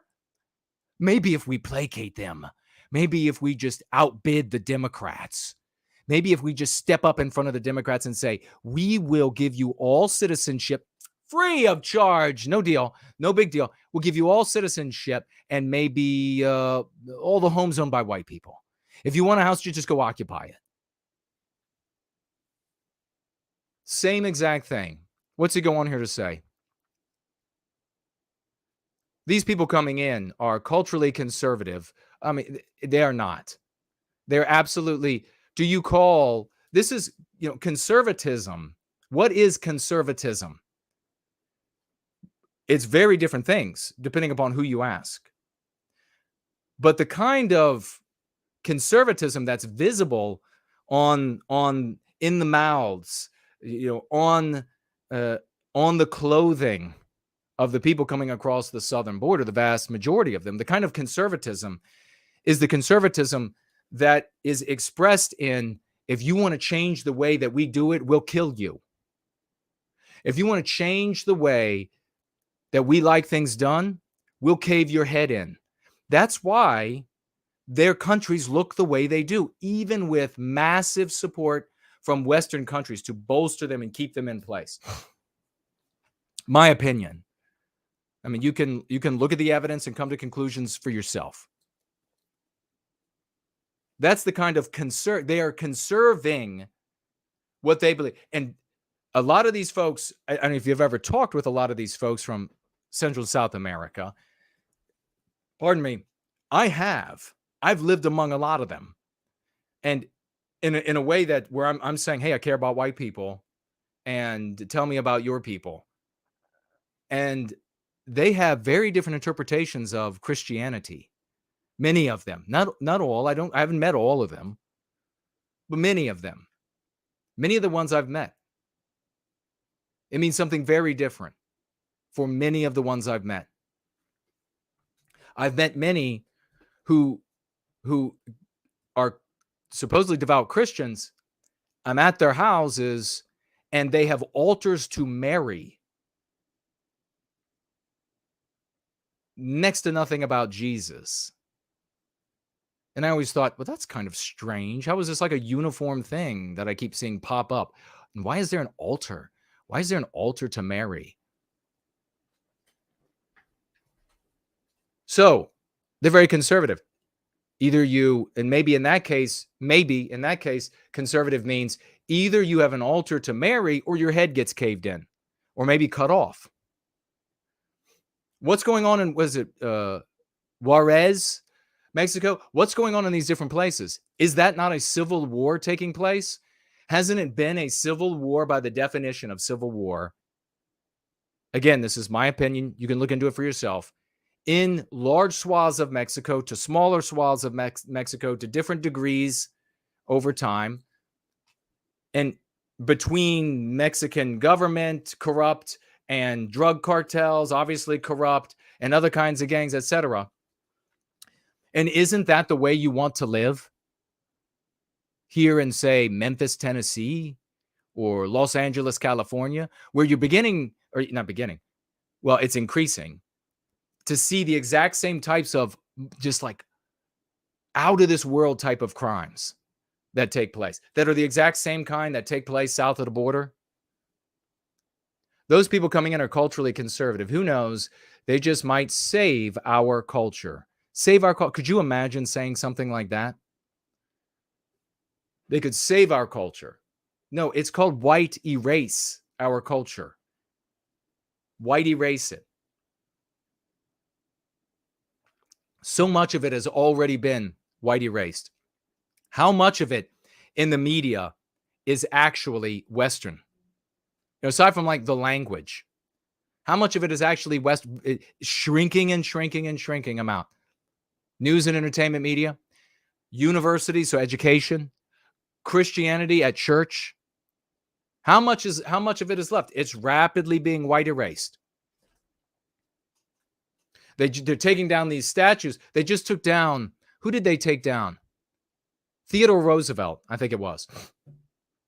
And they put up a demon. I tweeted about it. Supposedly representing Ginsburg.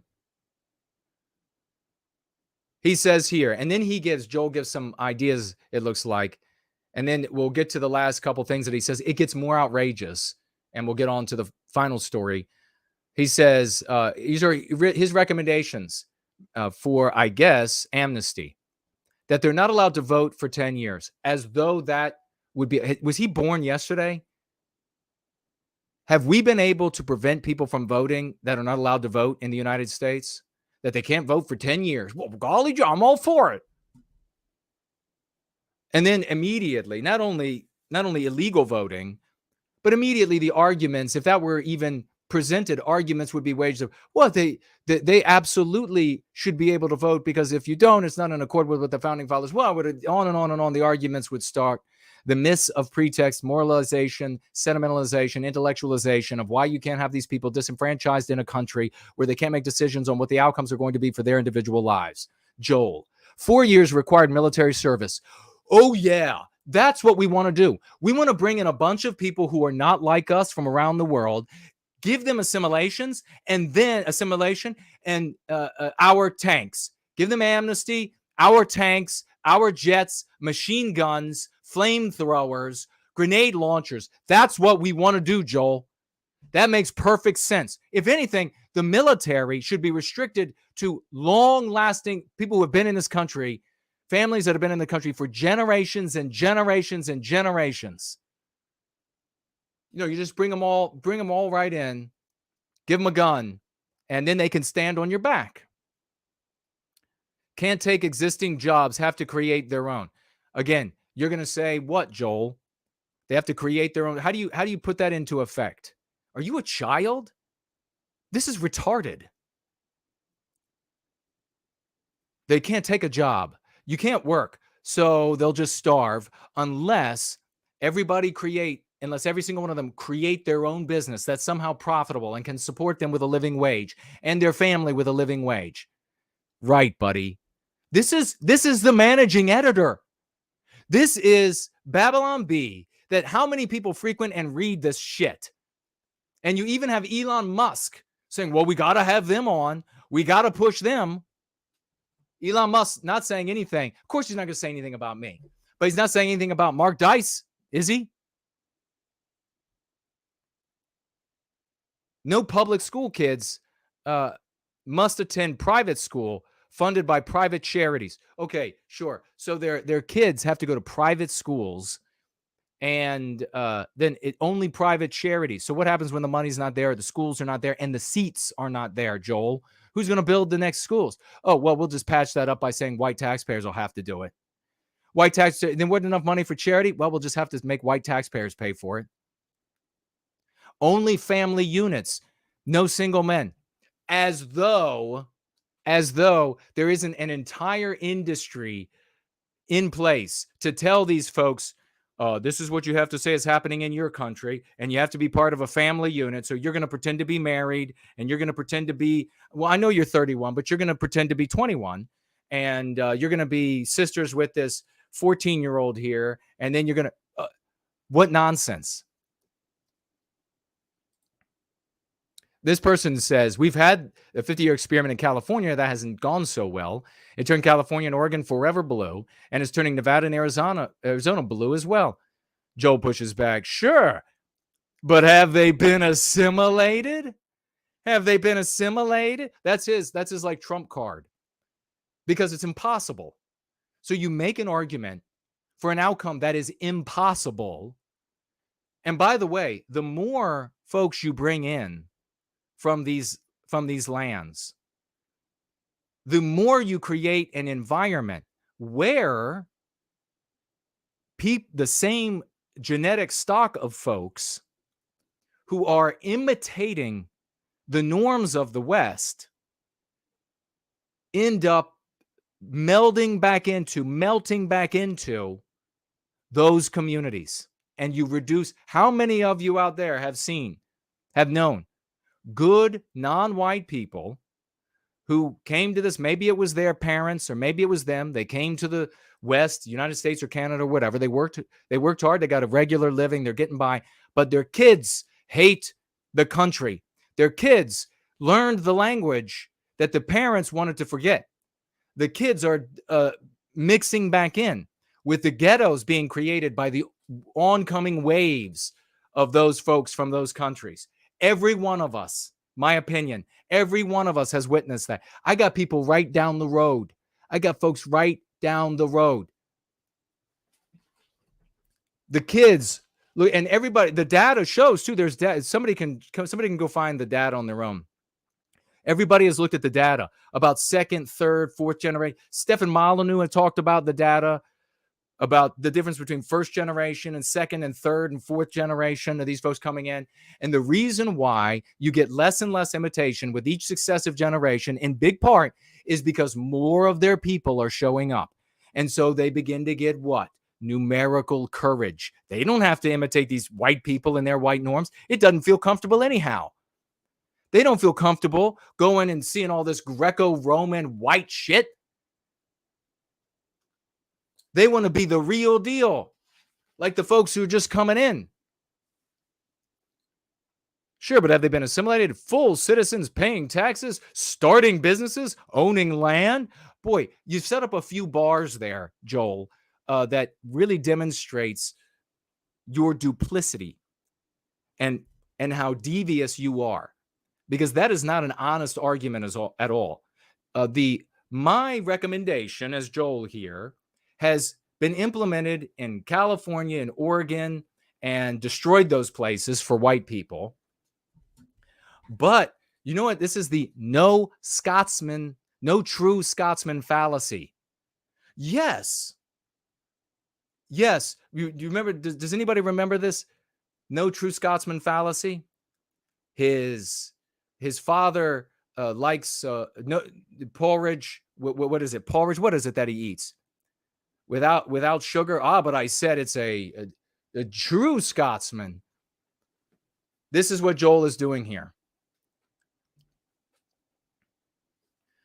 But yes, do all of those people who have moved in there, do they all pay taxes? Are they full citizen? What do you mean full citizen? Are there any half citizens out there? What does that even mean? Starting businesses? Have they all started businesses? Because if they haven't started their own business, that's the problem. Do they own land? Do they all own land? And how does he define the ownership of land in America? Or are they just in the weird in-between places where they are here, not citizens, no sense of ownership? Folks, we have to silence these people. I don't mean like in a vicious or physical way. With our arguments, we have to shut these people down. They are misguiding, manipulating, leading our brothers and sisters out there to perdition with the same arguments that they've been using since the fucking Rotary Club. All right? Since the fucking Rotary Club.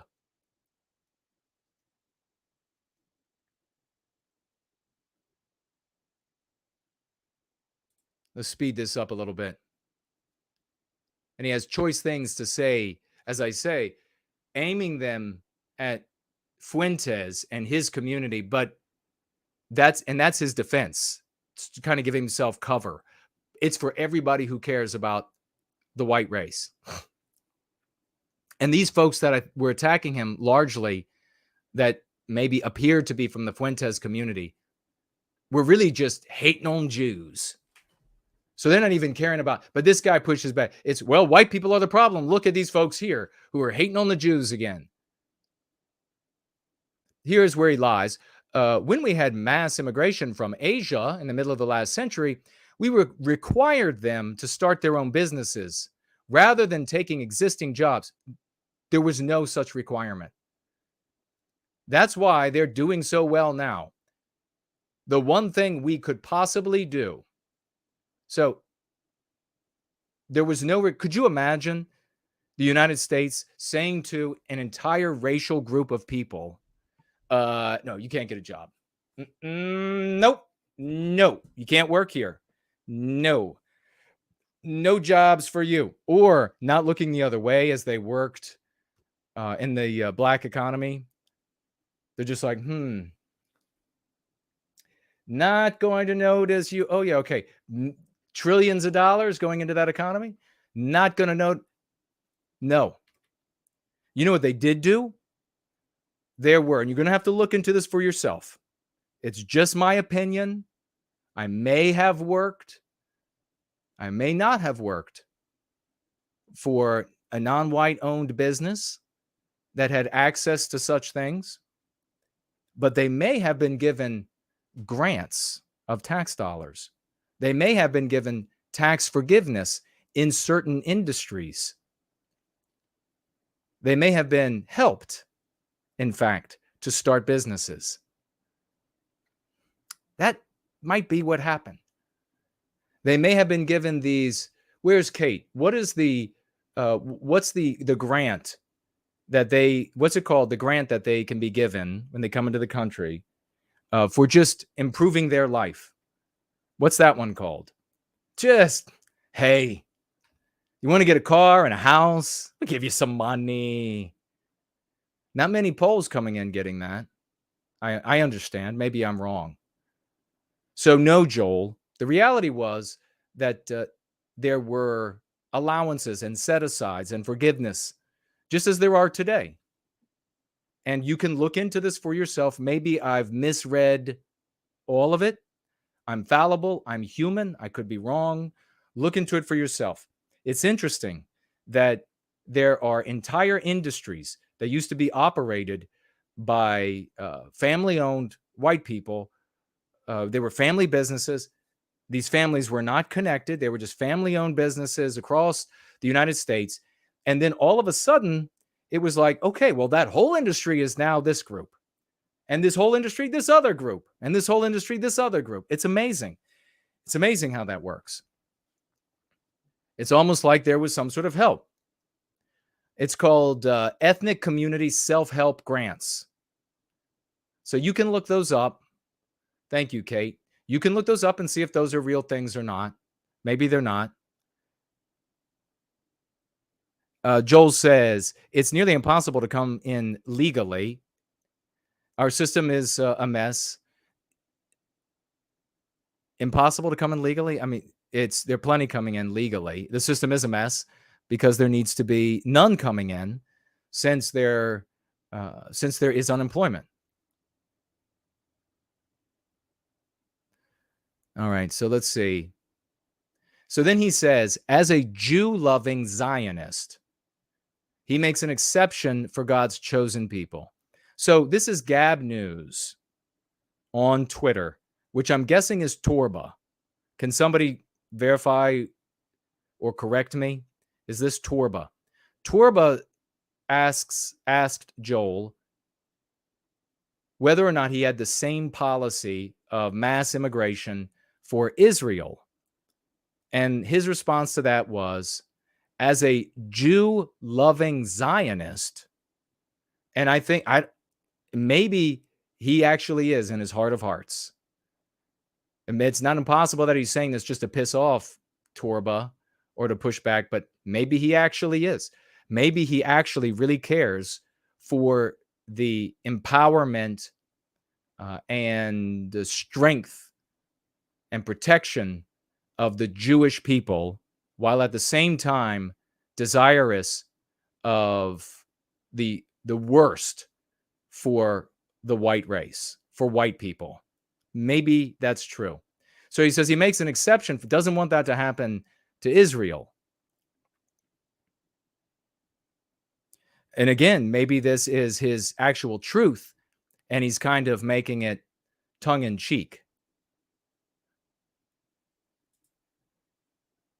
And then this is where he says, he's speaking, this is his love letter to Fuentes. I'm already pissing off Groypers this morning. Here's my other take. Interracial marriage should be mandatory for the next 100 years or until we're all some shade of brown. Now, let me just take a look at this and see exactly. This is number 6. Okay. And then what he also did to Torba, by the way, is he blocked him right there. If it's Torba or Gab News said, I thought so. And then this Joel anti-white character blocks him, sorry.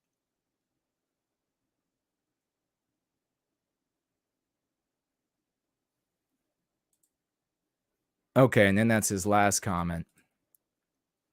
He says here, since he's already pissing off Groypers this morning. So this is where I think that he's intentionally, move that over there, he's intentionally being a little bit more flippant, but it may well be his truth in expressed in mirth.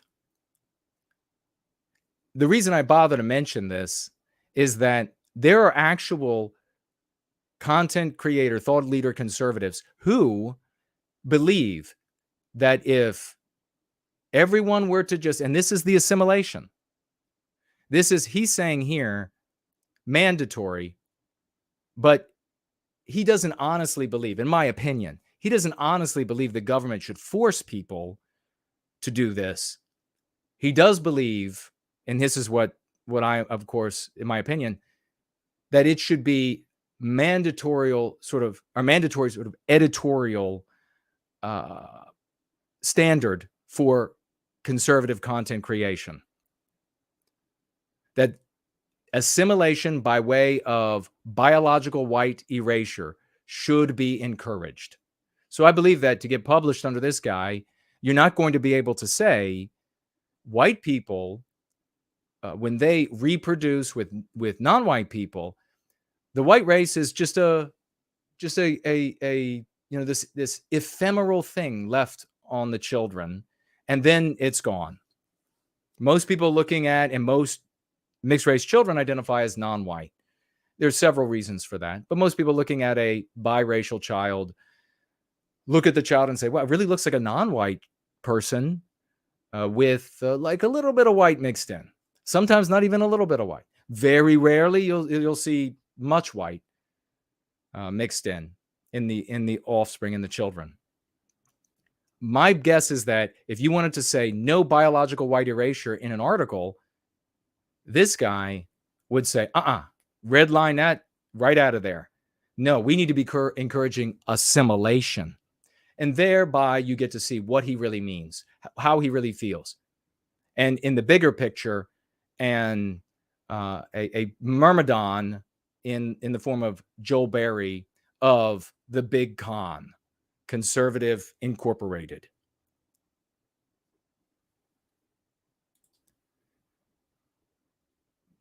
Blocks Torba, and then the final one here. And then I think there was another one I wanted to, because I think there was another comment somewhere. He actually says here, Western civilization was invented by the Greeks and Jews, while white Europeans were still naked savages dancing around campfires. So again, absolutely unbelievably offensive, and said to be offensive, said to be flippant, because he was having these people show up and say, hey, there were some of our folks were showing up and saying perfectly sane, reasonable, beautiful things to this guy about love for Western kind, love for our people, love for our creations. And this guy blocked some of them without comment, and others he just ignored. But the ones he really punched back against were the ones who were being really nasty to him. And some of those did look like they were Fuentes type followers. They came in there and they were saying nasty things about Jewish people and claiming that this guy was a Jew. And it was just, it's so lame. It's so just white negative. But so this guy pushes back and says, and you can see what happens here. What happens in a public forum when you show up and you're white negative? You see it all the time. You show up, you're white negative. You want to hate on a group of mankind. And that causes the other side to push back like this. And it causes observers to end up, in this case, at least with this comment, thinking there might be something to what he's saying when there's nothing to it whatsoever, what Joel is saying. Because the alternative are sadistic people who want to genocide a whole race of man or a whole people of man. So he's Western civilization. Greeks are white. Greeks are white, and just like the Brits today, Brits are white, but you look at London, it's a lot less white. Greece is a lot less white. You go further back in time, Greeks were even more white. London, less white today. 50 more years, London will be non-white. You're going to say that they built London? You're going to say that they built the UK? Yes! They will say that. They absolutely will. Look at the people who are there. They do the same thing with Egypt. Look at the people who are there today. Well, wait a second. Why do you think it'd be the same people? They couldn't even read the language. Hey, what are you, some kind of evil white man? No, but you're an anti-white bitch.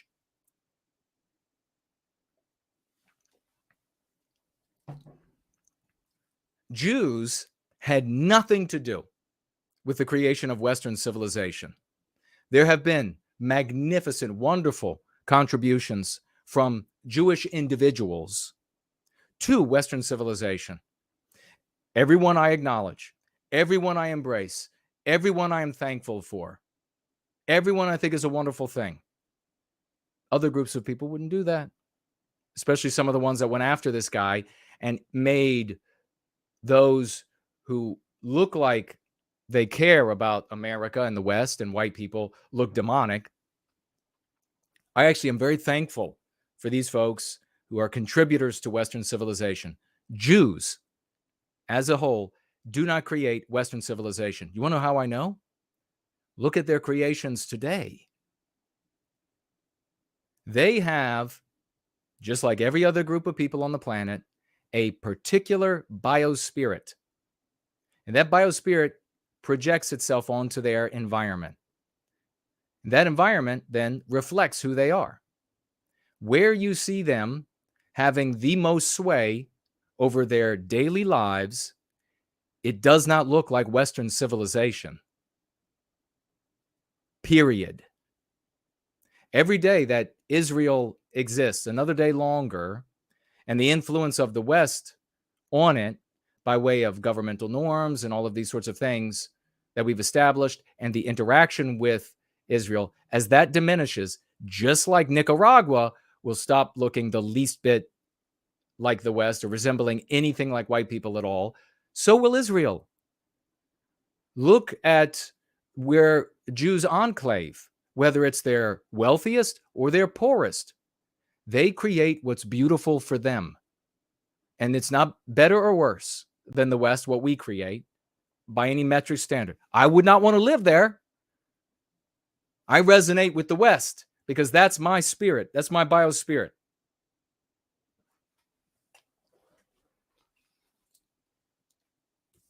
They do not create. But this, my friends, I can remember all the way back to, who was that blonde guy? Anders no, what was his name? Anders, what was the really tall, blonde guy, politician from, what European country was it? He came to the U.S., and there was a conservative conference, and he spoke there. A lot of people went. The guy's like 7 feet tall. A lot of people went, and they actually had a Q&A period where, I don't know who this woman was. She was a massive financier, I believe. I might be wrong. She was Jewish, and he and her were on the stage, as I recall. I don't think it was concurrent, but they were both up there at the same time. And he was agreeing, yes, the West was conservative. West was built by Jews. Well, where are you getting your money, buddy? Who's paying the piper? Here you have the big donor saying herself that the West is built by the Jews and everything's getting paid for by this woman. What are they going to say? This is in conservative thought. You got to understand who's paying the piper. You cannot accept as truth without thinking on your own, just accepting that, oh, some big con entity told me X. Because you know the damn Daily Wire say the exact same garbage. And it's extremely offensive to me. And all white people out there, good white people who love the contributions of all different groups of people to the West. Very happy to have this first time in world history functioning like this across the West, who have embraced these people, come and said, we thank you so much. It's wonderful that you do so much for the West, to then turn around and be slapped in the fucking face by these people saying, you didn't build this.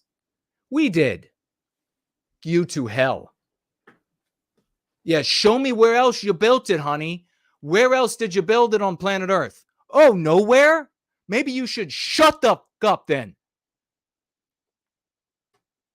Western civilization. And then this big slide here, coming straight from that other Catholic, that anti-white Catholic, whose name is escaping me at the moment,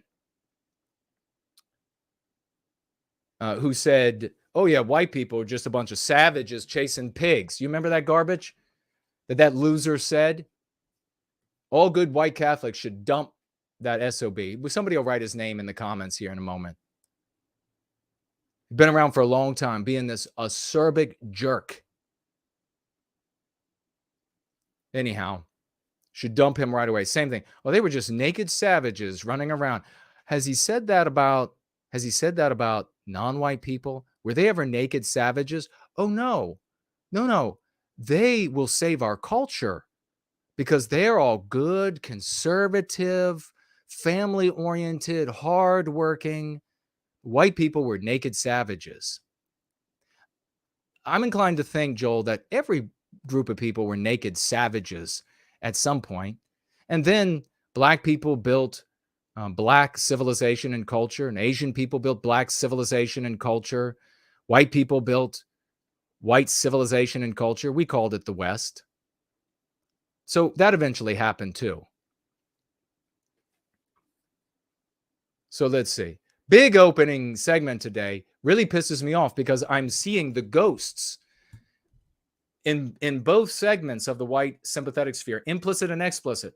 Arguments recur. They're coming back, baby. They're coming back. Look, there's some other things he said.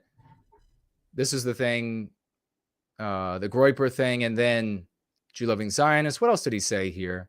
I thought there was something else. Oh, he says this. I freely admit that my heart aches with affection. This is Joel talking. My heart aches with affection for the Jewish people and long to see them believe the Messiah. So I guess he's claiming to be a Christian or a Catholic, another one of these convenient ones, or another one of these ones that worship Jews. And this is over my entire time in the white sympathetic sphere, I have hated the fact that you had two options and you couldn't get away from it. You had two options. You could either worship Jewish people or irrationally worship Jewish people, or you could irrationally hate them. And I was just like, that. I want my own story. I want to be my own people. I'm not going to worship them. I'm not going to hate them. If they choose to be oppositional to me and my people and our story, then I will smite them like people from my own community who will be oppositional to our well-being, or people from any other white group, metaphorically smite them. If they want to be neutral and live in the world, awesome. If they want to do good things for the country they live in, if it's America, fabulous. I want that. I'm not going to worship them. It's sick. One of the things that I hated about church. Nothing wrong. Christianity left out of this. It's just like everything else in the world. Christianity is something that who even knows? It's in the hearts of loyal Christians now, because you don't find it at a church. What you find at church is Jew worship. That's what you find, and anti-whiteism top to bottom. What do you find in the polytheistic European religions? What do you find there? Big time hatred of Jews. Anti-whiteism there predominantly in these females who think they're witches. They came from Feminism, where since they're white, they're not valued anymore. And they say, take your fat pear-shaped body out of here. And they waddle on over. Not all of them. They're good folks there too. They waddle on over there. And then they're like, well, females talk to the gods. So you just look in this thing that somebody wrote back in 1920 about books that were destroyed and nobody ever got a chance to read about our religions. Oh, okay. Anti-whiteism, top to bottom. I didn't want anything to do with any of that. We cannot be healthy in either camp. You get it? Stop focusing on this shit. Stop being in one hand, a goy, and then on the other hand, a Gentile. For God's sake, get some dignity. None of our ancestors honor any of you people doing that. None of our ancestors look on at us. You know why they're not helping? Because we are scum. That's why they don't help. You want to know why there's no help from beyond? You want to know why no prayers are answered? Because you're either a sycophantic player in the anti-white narrative as a worshiper of Jews. You're this suppliant that goes up and, please, then God loves you and then God will love me too. Or you're on the other hand and you're like this irrational, let me carve my horns a little better, antagonist in the anti-white narrative, hating on them everywhere they go. What is she? She 4 years old? Well, she's Jewish? Well, she's responsible for it all. How dare you only condemn the anti-whites in the world, Jason?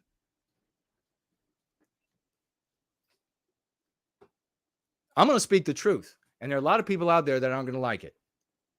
I'm going to speak the truth. I'm going to speak it, and I'm going to keep speaking it. And there could be one loyal person left here with me. And that will be the moment that sets off the metaphorical atomic bomb and recaptures our destiny. One person with me. You know why? Because God, our ancestors, however you want to view it, will finally send help. Once you get me and one other pure, loyal person to our people, divine help will come. For God's sakes. Let's hit this. Well, I guess that's inappropriate to say. Let's hit this brutal beating story.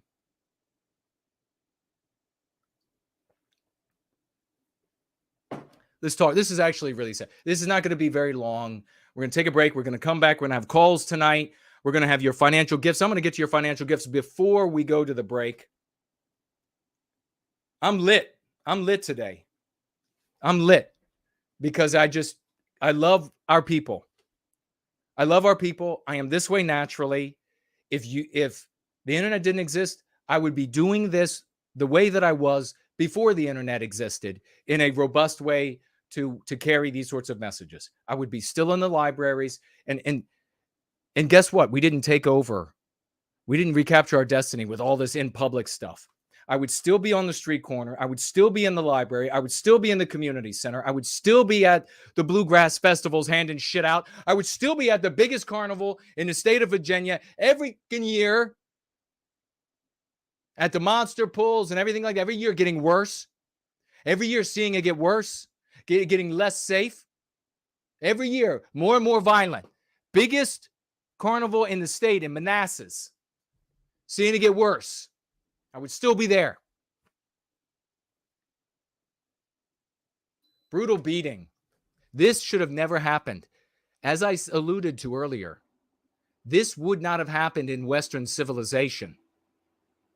This happened because where it happened is not the West anymore.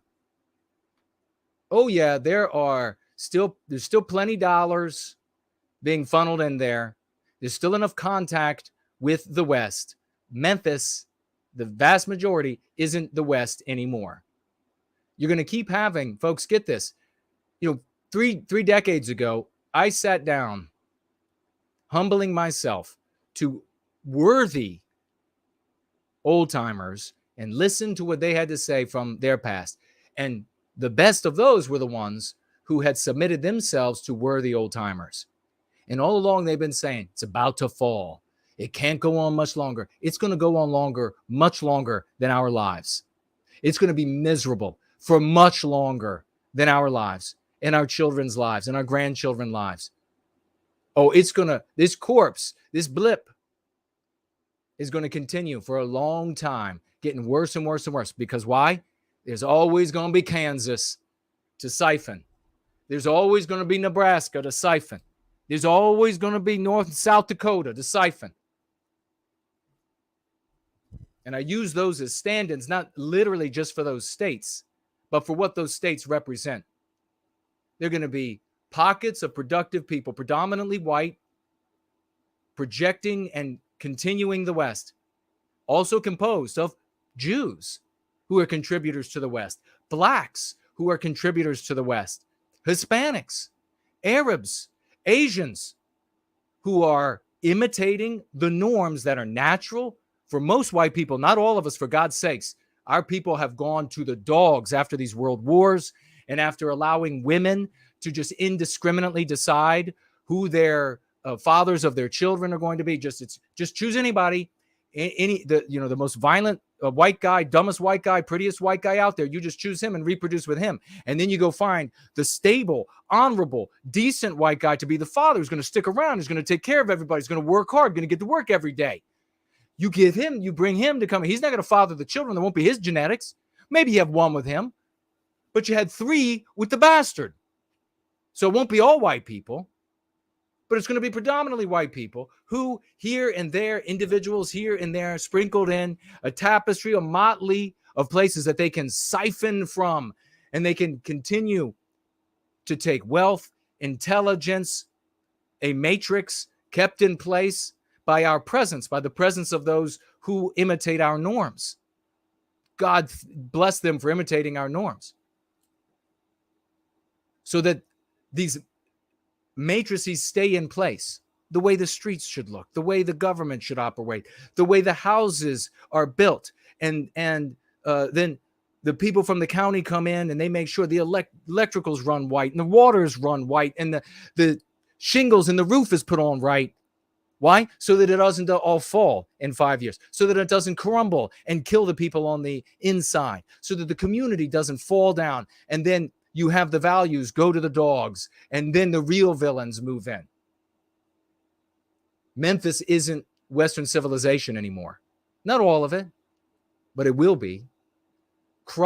This black guy cries for his mom. I'm going to say something that is probably going to piss some people off.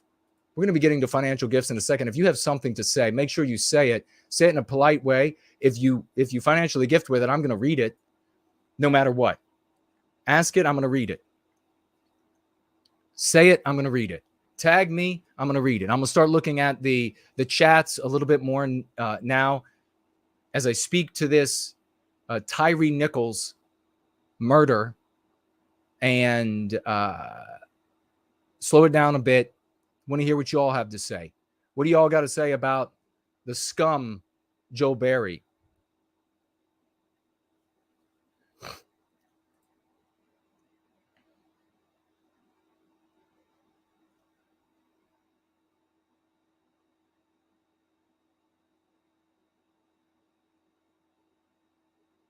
One second, just checking something out.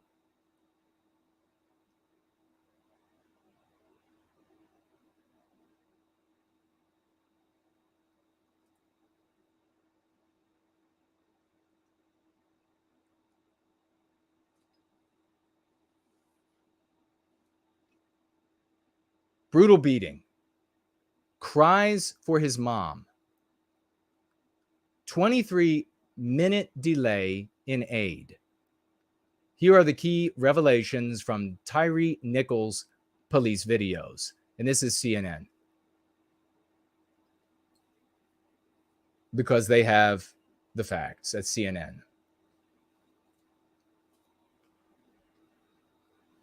Let me refresh over here.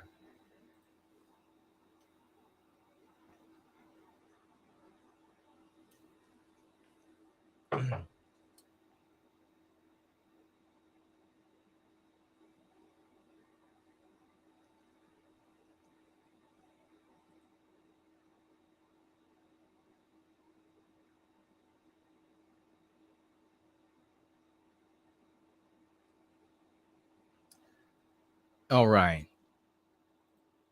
Victorian Time Traveler says, you mentioned Hispanic Catholics that have shrines to Mary.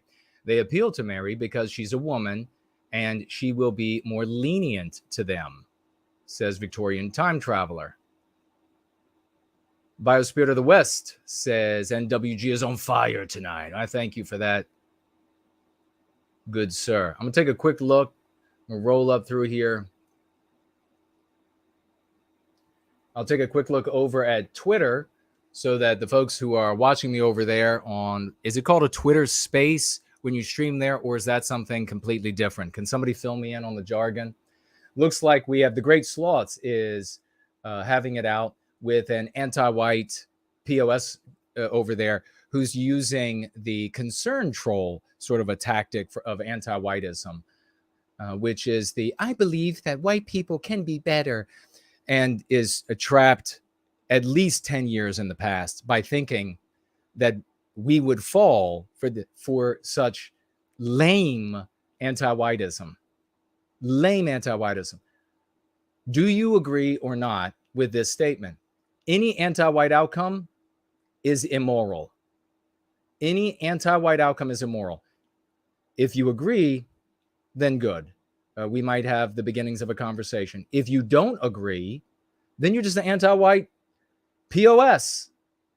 Thanks for playing, so we could point out how much of a scum that you are. Big hello to everybody over there. By the way, let me just say, while I insult this anti-white here, if over the course of this gathering or any of the roll-ins that I do, I tell a joke about, and tonight I have told jokes about people who call themselves polytheists.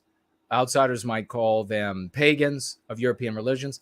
I've told jokes about Catholics and Christians. I've told jokes about atheists over the course of this evening. I burn down every community where anti-whiteism is taking place. Folks who are serving white well-being within those communities, as I was in the Christian community, as I have been when I've never been a part of a polytheistic community. But there used to be a great many festivals, especially like in central Western PA, West Virginia, Western Virginia. There were a couple in Ohio that over the years they would hold these things, and you would know that you're going to be in the midst of white people who care about white people. And so since we're so few and far between, and I would want to hear their views, I would want to see what they do, how they live, how they celebrate, how they worship, I would go to these things. Never been in those, but I attended a lot of these things over the years.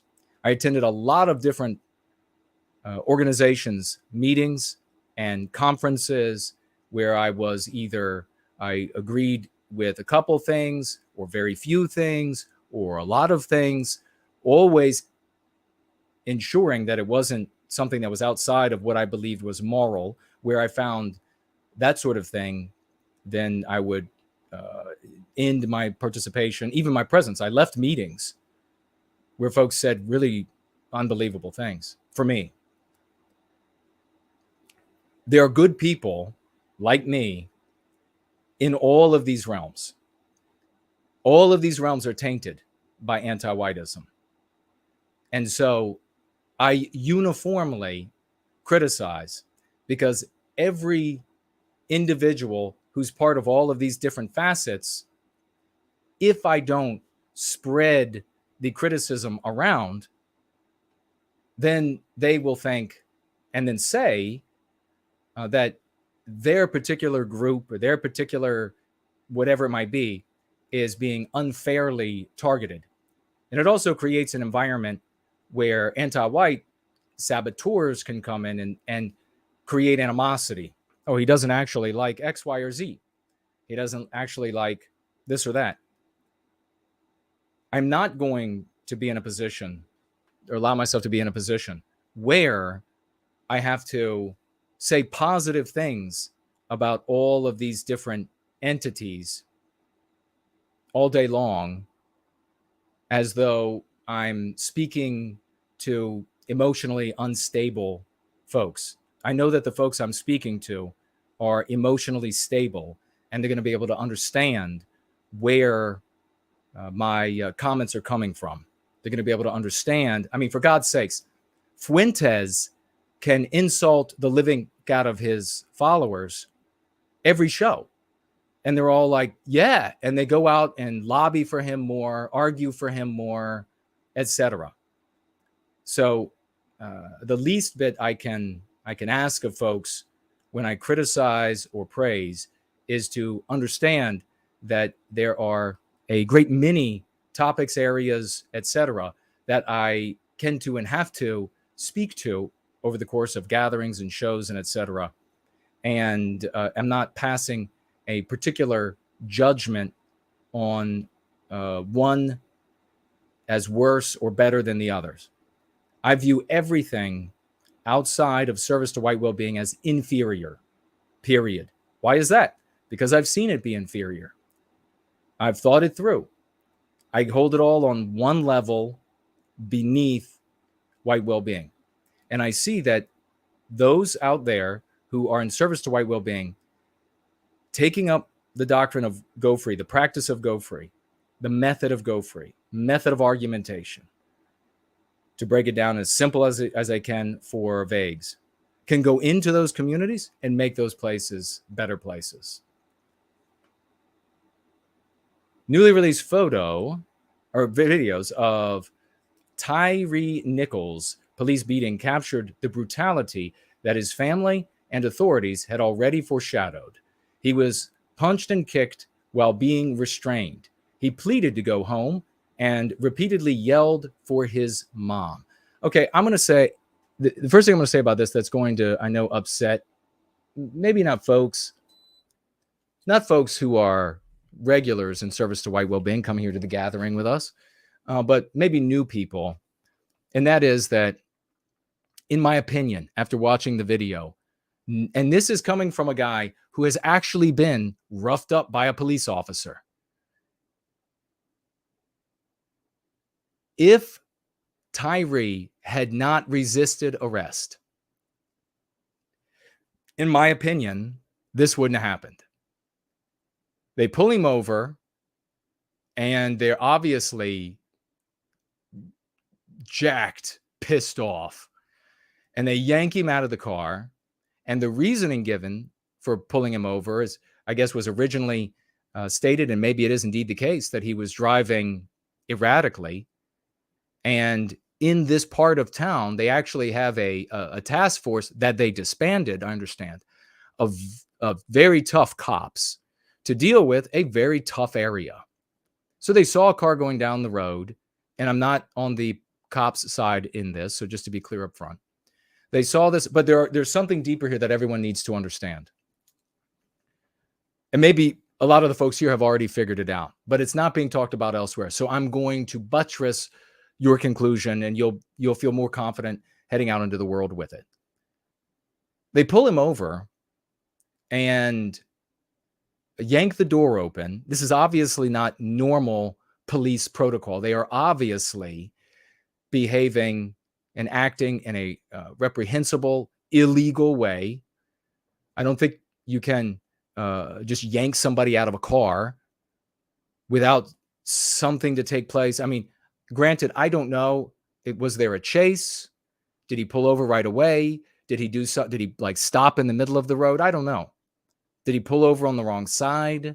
Did he do something to make it? I actually got pulled over once, and all people of all races know this is the case. If you are respectful, to the police officer, and this is obviously, all people know that this is not always going to hold true either, because police officers are people, and just like every industry, there are good ones and bad ones. But I pulled over when I was on the highway, and it was a narrow highway, and it was what they refer to as a cattle chute, barriers on both sides. So I drove and I wasn't thinking beforehand, I don't want to get a ticket. I was thinking, he's going to get hit and killed, and I don't want that to happen. So I drove my car all the way to the tires touching the wall.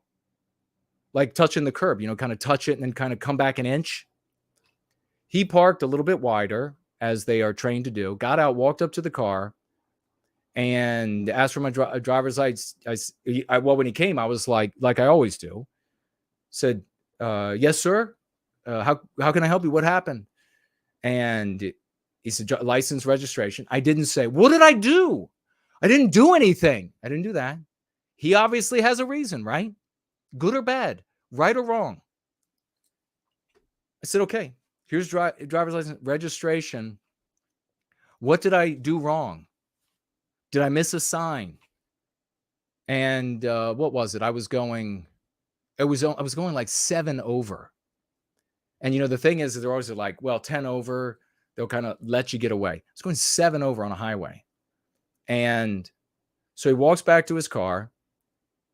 He comes back and he said, I want you to know that I noticed that you pulled over as far as you could for me.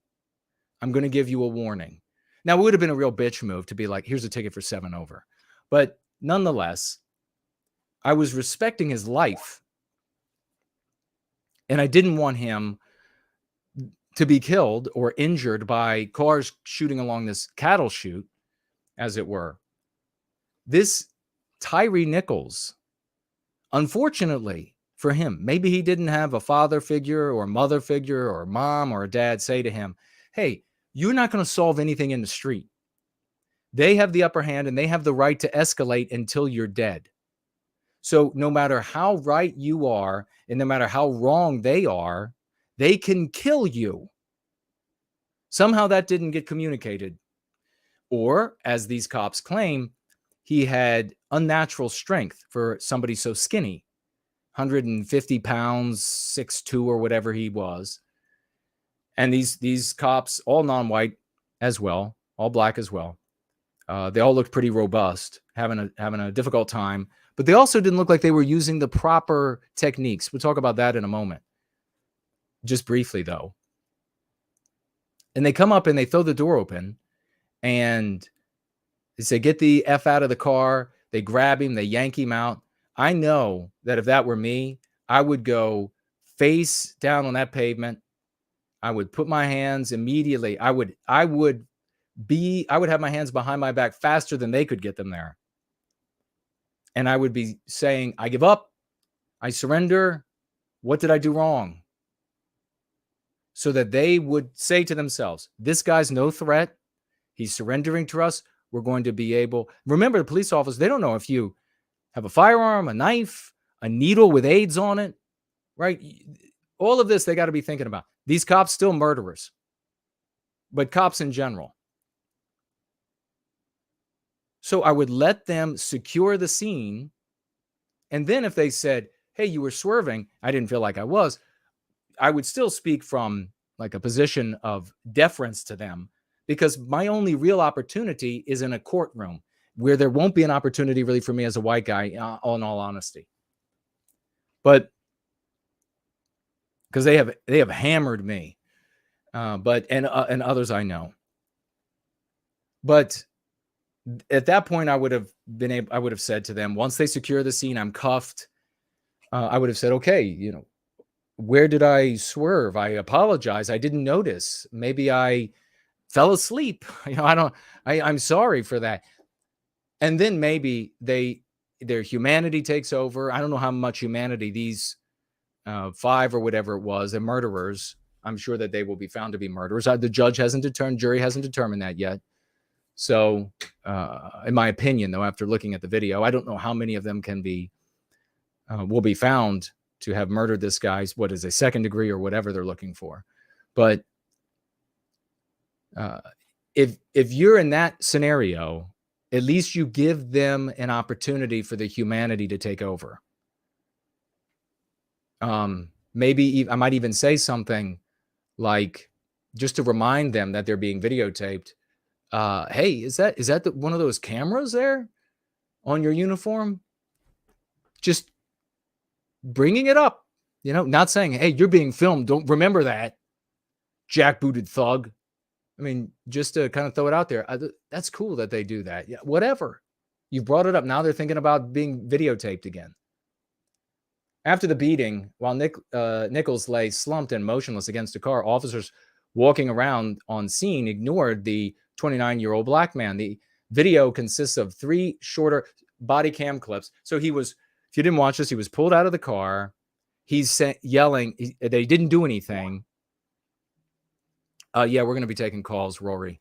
He's yelling that he didn't do anything, and he won't give them his hands.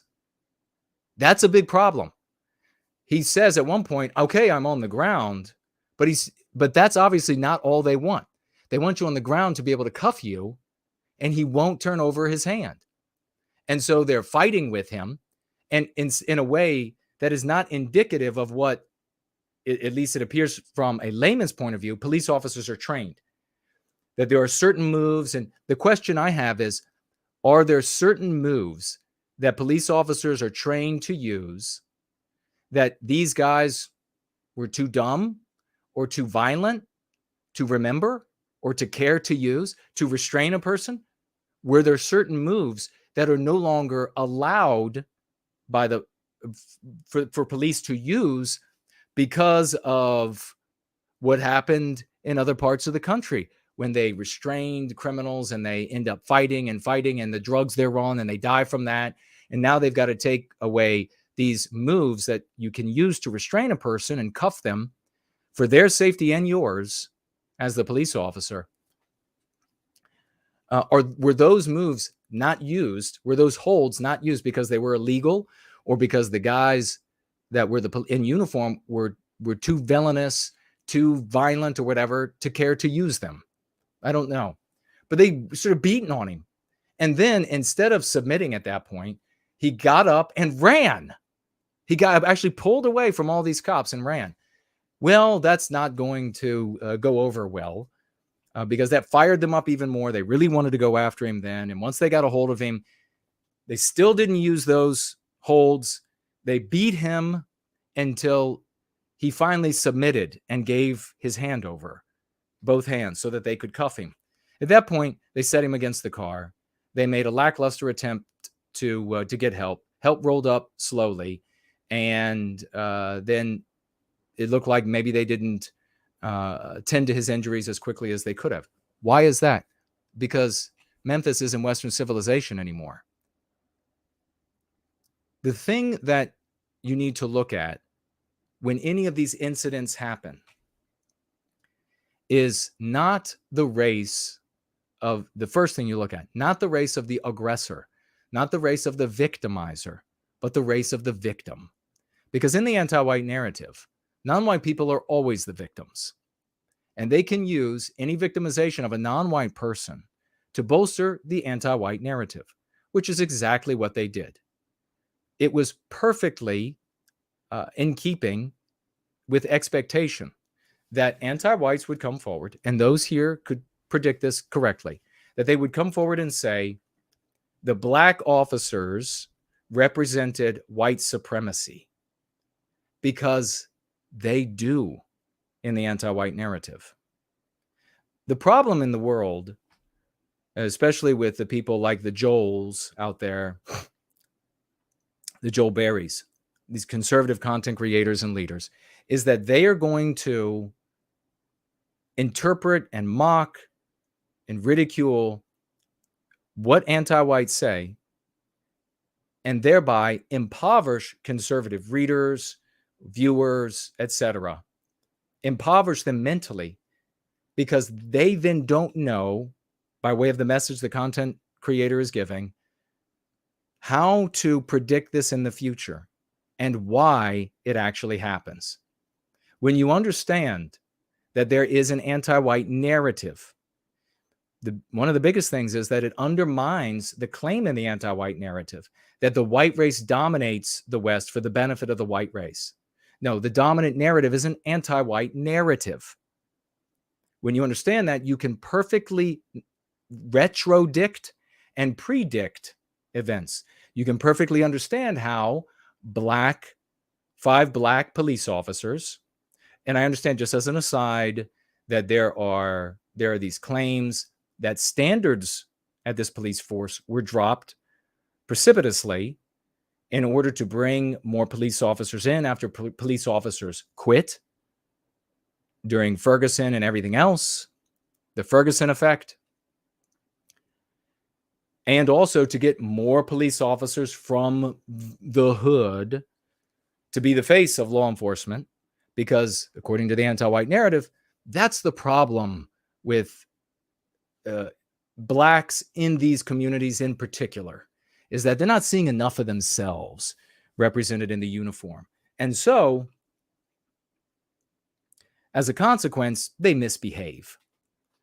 And so they got these people in that either didn't know the proper holds, weren't allowed to use them, or were just too bestial to want to use them.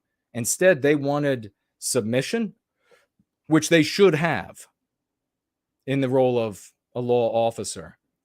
And when they didn't get it, they saw it as like a personal insult, and then delivered a beatdown to get compliance. And this beatdown, of course, caused this. Well, how old is he? 20. He's a man. Why do they keep calling him a young man? What the hell's wrong? Anti-whiteism, that's why. This man caused his brain to swell, and he had other injuries, of course, from the beating, and then subsequently perish in a hospital, I think like 2 days later. But absolutely, the black police officers represent white supremacy, the domination of society by the white race for the benefit of the white race. They've just put the uniform of white supremacy on a black man or an Asian man or what. If you don't give people the knowledge of why this is happening, the actual mechanical knowledge of why and how it happens, they will go from event to event to event like blind men. And they do.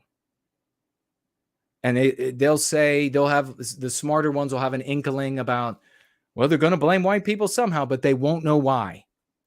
They won't know how. They won't know why and how it works to blame white people in this scenario. They don't know how and why you handle the information to push back on it so that they can't do this in the future, so that they can't blame the white race in the future for these sorts of things. And in fact, blaming the white race for something like this happening is proof that those who are saying these things are anti-white, demonstrates their anti-whiteism and demonstrates their domination over the control and dissemination of information. It's not something that's just silly. It's not something that's just a joke. It is very serious that the white race is held responsible for this. Now, not only the white race in general, but white police officers are going to be held responsible for this. White police officers are going to be targeted by criminals for this, more so than black police officers or other non-white police officers, unless it's an Asian who is misidentified as white. The next white police officer who mishandles a subject is going to be handled in a much stricter, sterner, much more severe way because of what these black non-white police officers did to this person, Nicholas. They had in cuffs in their custody.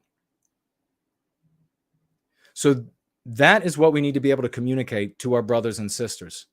Why and how this is taking place. Why are they and how are they able to blame the white race?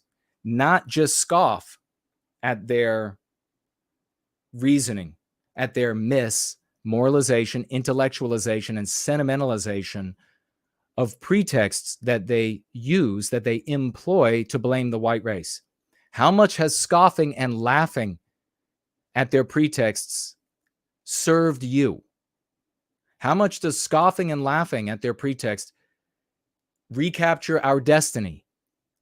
Zero. How much does attempting to look down your nose at the reasoning they give for blaming the white race, superciliously, condescendingly, how much has that served you? What is your life like compared to the life your parents lived, to the lives your grandparents lived? Are you done being dumb? We have to address this for what it is.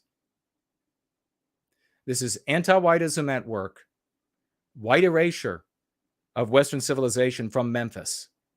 There are nothing but forms left, nothing but structures left. If this was Western civilization, this guy could have been pulled over by a black police officer, and if he resisted arrest like he did in this video, he would have been put into a proper restraint by that and maybe another police officer, because they would have had to know those proper moves, and they would have been kept on the force rather than discarded from the force, because they weren't out there walking the streets with a violent chip on their shoulder and feeling that it was their right because they had a badge to cave people's heads in when they didn't immediately comply. That's how Western civilization executes and conducts law and order. This is how law and order is conducted in third world countries. So when you talk about people, when you talk with people about this, talk about it from that position. This is no longer the West. It's not white people's fault. White people have nothing to do with it. We've been pushed out of it. This is the consequence of pushing us out of it. This is the consequence of pushing us out of Memphis. This is the consequence of pushing us out of the courts. This is the consequence of pushing us out of the lawmaking. This is the consequence of pushing us out of policing. This is the consequence of pushing us out of leadership in governance and law enforcement, etc., in reportage, news and entertainment media. I mean, for God's sakes, even if Tyre didn't have a dad or mom or stepdad or mom telling him how to behave around a police officer, if white people were making our nerdy cartoons without anybody else influencing us, making our cartoons, we would have depictions of how you behave with authority. And then Tyre would have learned. And when the black police officer came up, Tyre would have said, "I'm sorry, officer, for whatever I did. What was it? Here are my driver's license and my registration." Because the officer wouldn't have yanked the door open. He wouldn't have had a job. They obviously beat this guy to death. They shouldn't have been police officers. He shouldn't have resisted. That's not the West. That's the end of that. We're going to start off today with a financial gift worthy of your 07s and raucous emojis, my friends. 07s, raucous emojis for Patrick, who financially gifts over here on Cash App a cool 50 white well-being dollars. God bless you, Patrick. That is amazing. Azimuth Clark is here. Esoteric Masonry is here. Roger is here. Thank you so much, Patrick. 50 white well-being dollars from Patrick. And we have White Student Transmission here saying with $5. God bless you, brother, for all you do in service to white well-being and for this wonderful financial gift. He says with his $5, a folk tithe and a little smiley face with his folk tithe. God bless you. We have I Love Jesus Christ financially gifting $10. God bless you. And thank you so much for that $10. So dependable. $10 from I Love Jesus Christ. And with those $10, as is always the case, she says, for white well-being.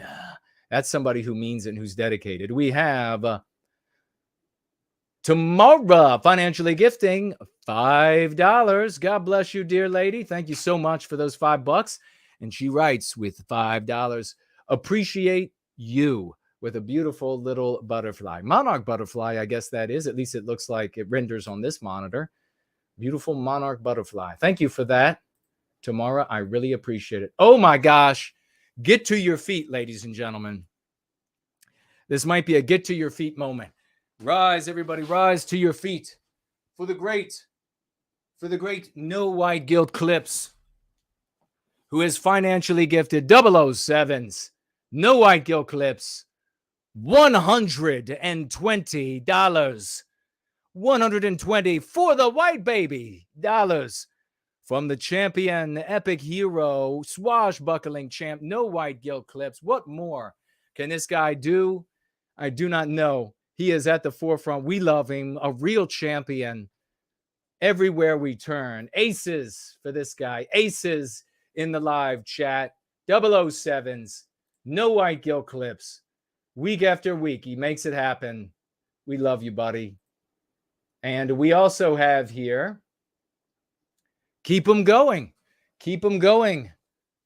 07 for Ace. Dear sister, Ace has chimed in. Might as well keep those aces going since Ace is chiming in here with 25 for all the white baby. For all the white baby dollars. They're out there. They're beautiful. They come to us, all those white babies. Sometimes they got fair skin. Sometimes they got tanner skin. Sometimes they're somewhere in between. Sometimes they got red and brown and blonde and dirty blonde and light brown and dark brown and black hair. Sometimes they have green eyes and blue eyes and hazel eyes and brown eyes and all of the mixtures in between. They're gorgeous. For the white babies, $25. And she writes with it, for no white guilt. And a little smiley face. Thank you so much for that. Little smiley face with those $25.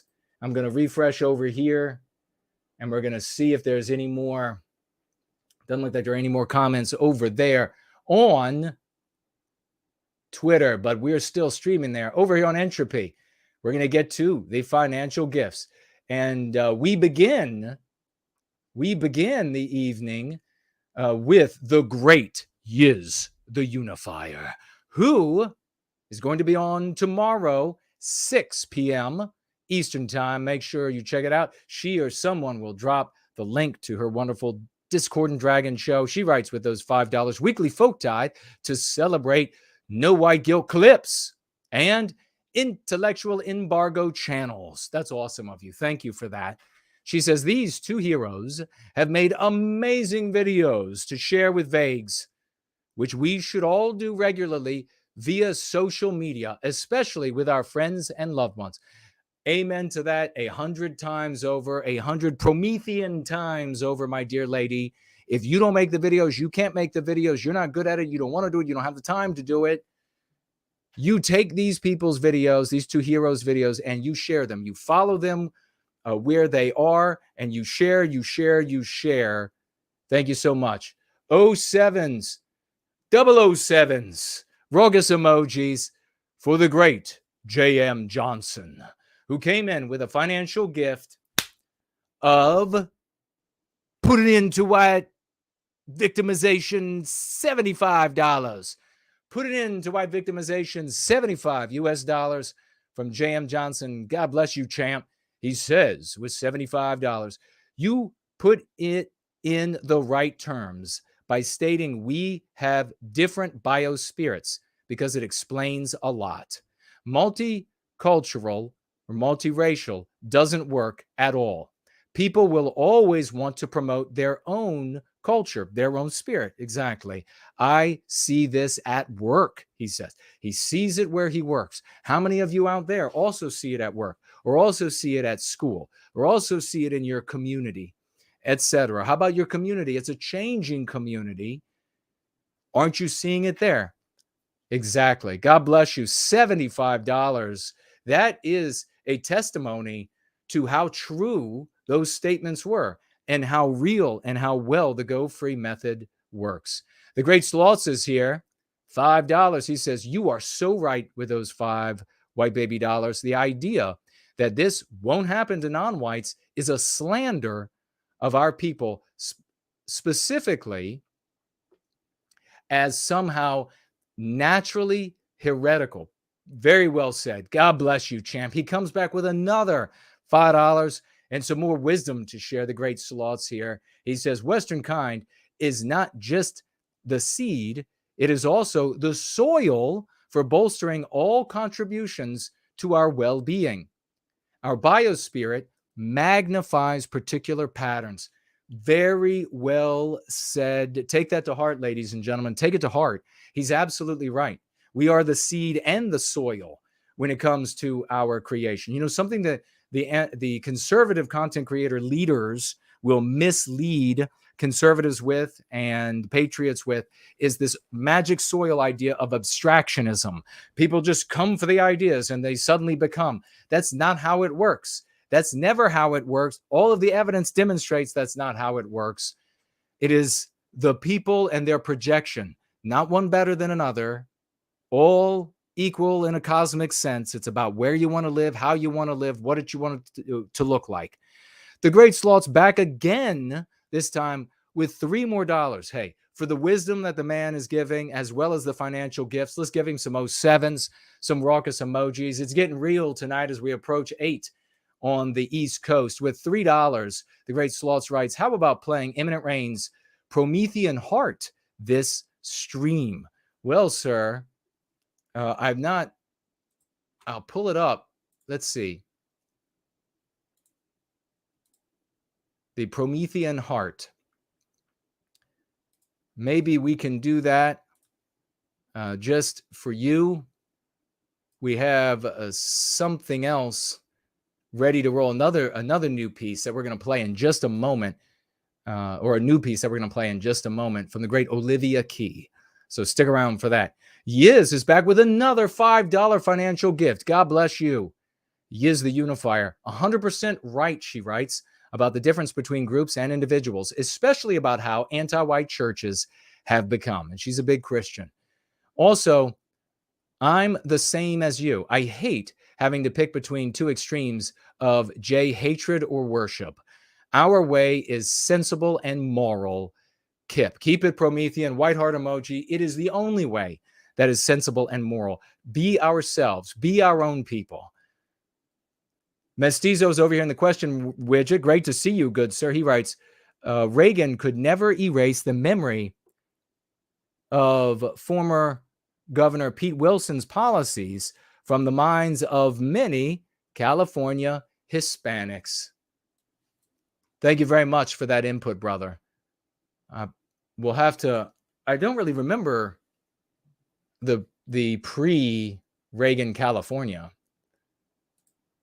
but I can take a look at another time. Over here on D Live, do we have any lemons? Do we have any diamonds? Do we have any ice creams? Do we have any?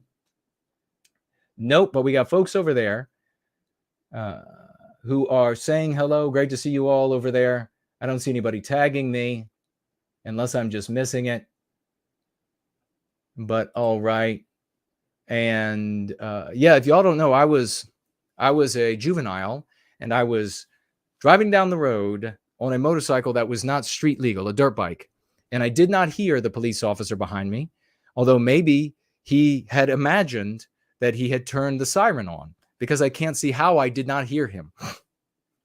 I didn't even have a helmet on. I was going the speed limit, or even slower than the speed limit, around 35 miles an hour.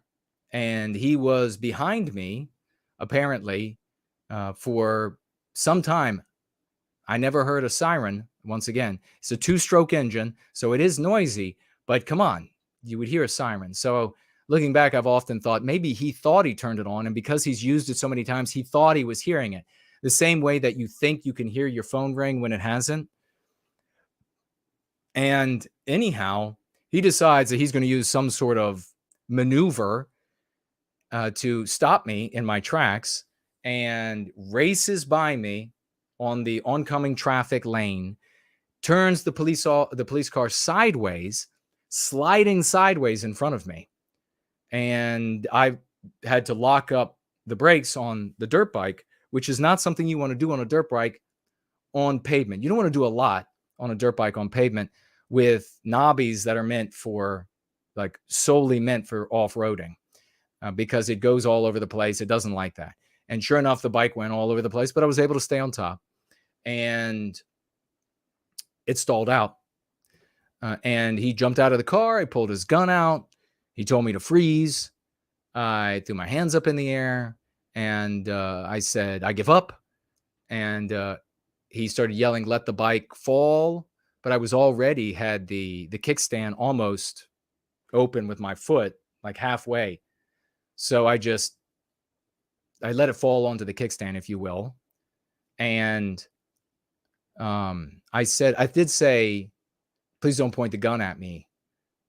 I said, I'm sorry. Please don't point the gun at me. I didn't even know what was going on, except that I was riding a motorcycle that was not meant for the street. And I was too young to be driving a motorcycle on the street anyhow. And he didn't put the gun away until he got behind me, I guess. I had maybe put my hands on the car, lean over. I complied with everything and didn't move. And then he grabbed my hands in a wrist in a not so friendly way. And he did some roughing up there and on the, you know what? I'm having a hard time remembering whether it was the hood or the trunk. Anyhow, I just let him. I mean, I did not try to resist at all. And the woman came outside and yelled, and go figure. He was a white guy and I was white. So you think he should have just let me go, right? You should have just been like, whoa, you're white. I'm sorry. I didn't see. And like, go about your business. So I can speak from a place about surrender even when they're starting to rough you up, because it's not going to do any good. This guy probably would have shot me. If I would have tried to run away, he probably would have shot me. He had his gun pointed at me. Did they point their guns at Tyre? We have over here on Odyssey, looks like a financial gift of 5 library tokens, their cryptocurrency, from Who to Thunk It. How do you respond to people who say blaming the victim to not name a non-white victimizer? To not name a non-white victimizer? That is an ideology. That if it's an ideology, then it can't be substantive enough. All too ill-defined to put up a resistance question mark. I might say that denies the substance of our people experiencing victimization. So I'll have to come back, and I definitely want to speak to that. Essentially what this is saying is that if you condemn somebody for what they believe in, then it's superficial, because people, I guess, never do horrific things in the name of ideology, in the name of their belief system. They only do things out of a genetic proclivity. So that the argument then that I guess Who to Thunk It is up against here is a namer who wants to say that if you're not blaming all Jews, and this is just so, it just never ends with these people. It just never ends. If you don't blame all Jews, then you're blaming the victim, which is preposterous. But we'll get back to that. I want to speak to it. We're just running out of time. We're going to take a quick listen to, though, Olivia Key, and we will be right back. Amor fati, amor fati, amor fati. Amor fati, amor fati, amor fati. I take it all, wouldn't change at all. The gods gave this life to me. I will praise every second I breathe. Oh, when the wind blows at my chest and the ice cuts at my skin, easy to slip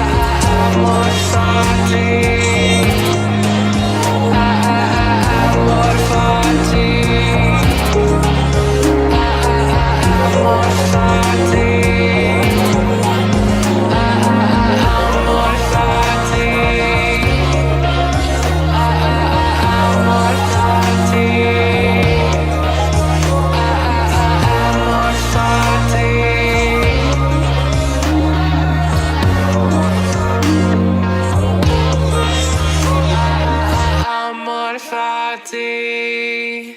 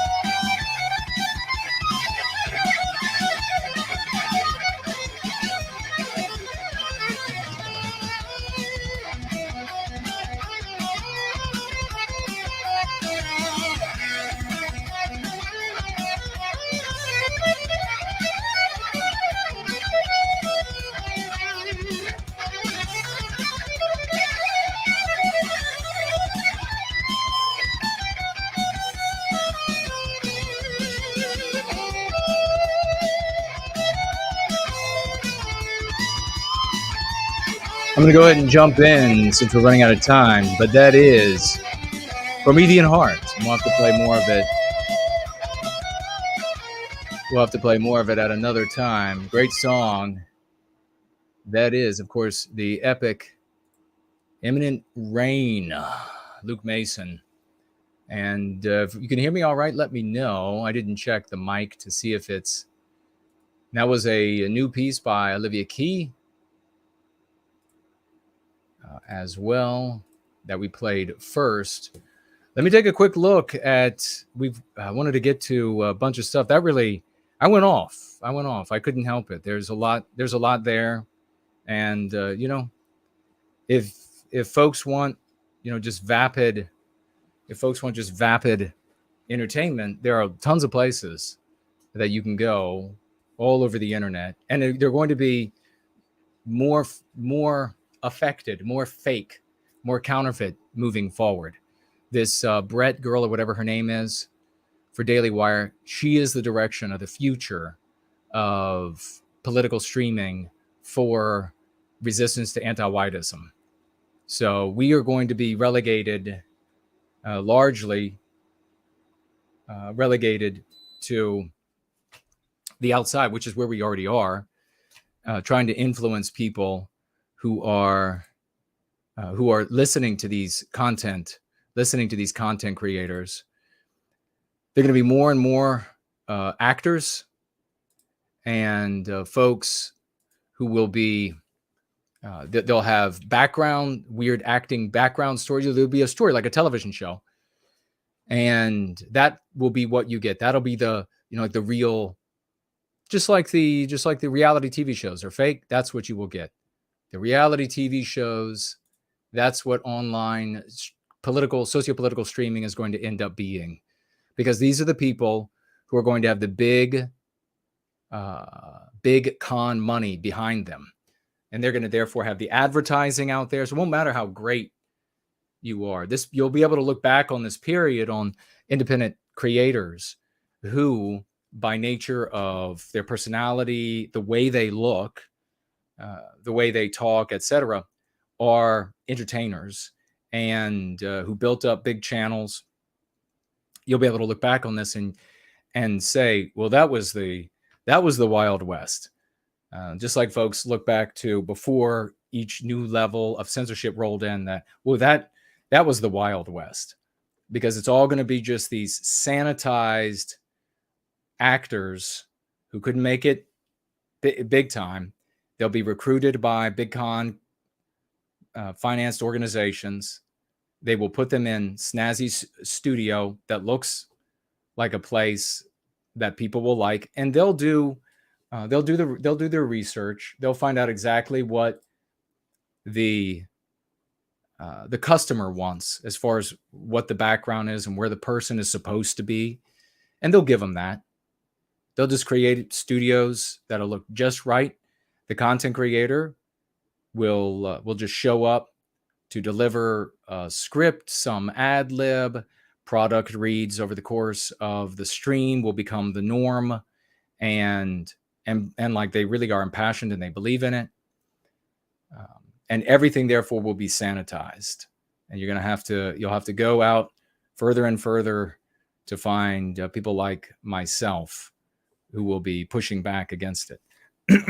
The big con will assist the hardcore anti-whites, anti-white leftists, if you will, or anti-white woke, if you will. They'll assist them in smashing independent creators who are getting bigger, because it will be getting in the way of both things: their anti-white light ideology and also their bottom dollar.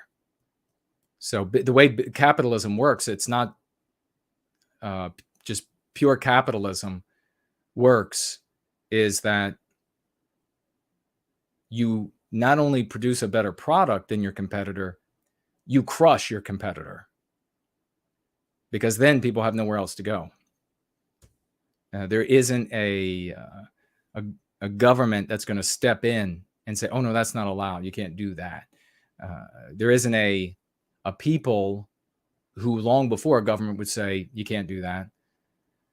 There isn't a people creating a culture that deems that sort of behavior immoral. And then the people who compose these companies can't be compelled to act in ways to destroy a competitor rather than just produce a better product or service. So even if you have somebody who is psychopathic or whatever, totally immoral or amoral, and they want to do this to their competitors, they couldn't get the company to do it. It would be way too much resistance. They would look for an easier avenue to secure success over the opposition. But that's what will happen here. And this Brett girl, or that's her name or whatever, maybe somebody can fill me in. She's the sign of the way things are going to be done in the future. Yeah, they'll co-opt. That'll be the first phase. And maybe they'll always here and there co-opt new talent as it shows up, and people having a specific look and delivery and etc. And therefore, there is like a look to an entertainer. You look at Crowder, he looks like a clown. I don't mean that in a mean way, but he looks like somebody who would be on a stage and juggling for you, doesn't he? These entertainers, especially when it comes to doom drollery, they look that way. The doom documenters, they have a very specific look as well. You can go through the whole list. And so when people show up, very superficial animal, the human being, they show up and they just look at the person. Does that look like somebody? And then is he saying the things that go along with that sort of look? of entertainment or documentation or dissection. Or think about a doom divinator. You think I'm kidding here. I'm like making this up or something. Imagine somebody who was totally straight-laced, like I don't know, who could I think of? Imagine like Tucker, or imagine just some straight-laced guy sitting down before you, and all he talks about are these very bizarre, like magical powers, and how this oligarchy, which of course he would call an elite, how they have magical powers, and they have these meetings where they send ghosts out and demons out to thwart their adversaries that they come across. And so we're being thwarted by, if somebody like a straight-laced person like a Tucker started doing that, he'd have no audience. No one would listen to him because he doesn't look like he should be saying it. Now, if you take some like really weird looking guy with some weird beard, maybe it's silver and black, and he's got silky, similarly colored robes and things like this on, and he starts talking about magical powers and things like that. Well, you or I might laugh at that person, but that person is going to have an audience because they're going to look at him and they're going to say, that's the guy who's going to have that kind of information. And does he deliver it? Oh, he does. So I'm going to click follow. So the same thing with entertainers. I am the kind of guy who needs recruits. I am the kind of guy who needs enrollees, people who enlist ease. People who are say, I hate the way things are. I want to make a difference in the world. I'm not here to be entertained, although Jason might be entertaining. I'm not here to fall in love with the content creator, although Jason does look like he would make a great lover. I'm here to make a difference in the world. I hate what's been done to me. I hate what's been done to my loved ones. I hate what's been done to my country, my Western civilization. I am enrolling to participate as a recruit in something that will effectively push back against this. And there aren't very many of those people, I'm afraid. I thought there were many more in the explicit white sympathetic sphere than there ended up being. Regrettably, as people like Lovely Porge say, there are far more folks who are just like the rest of the population. They just want a different type of entertainment, a different type of joke. So they're looking for people that look like entertainers. They're looking for people who speak like entertainers, doom documenters, etc. Let's take a look at. All right, should I do the? I want to get to some of this. I know we got the Go Free lesson of the day. We've been doing a lot of lessons kind of today, though. So I might save the Go Free lesson of the day. We've got a cool thing, a syllogism that by Axis Mundi. It's beautiful. It's like the most famous syllogism by Aristotle, right? And then we got more to talk about there. We'll see if I come back to it. Maybe I will. Also, a proficiency exam that he's putting together. I want to talk about that. Very interesting stuff there. So maybe we'll be able to get there before the end of the gathering in just about another hour and 10 minutes. We shall see. I do want to get to a couple of these here in these announcements, and also to your comments and questions, any financial gifts that you've given that I haven't been able to see. Please. We're not done here tonight. There's a lot more to share, a lot more to learn. You can let folks know again that we're at the gathering, the Going Free gathering, and that they can learn a lot by being here. If they are of the enlistee mindset and they don't want to just show up for entertainment purposes or for doom documenting or doom divining purposes, then this is the place to be, because this is how you actually make a difference in the world. The best we can do with those people, regrettably, their numbers are so massive, is to seed them with the key concepts and other concepts of Go Free, so that we can steer them without them realizing it, to a better place for themselves.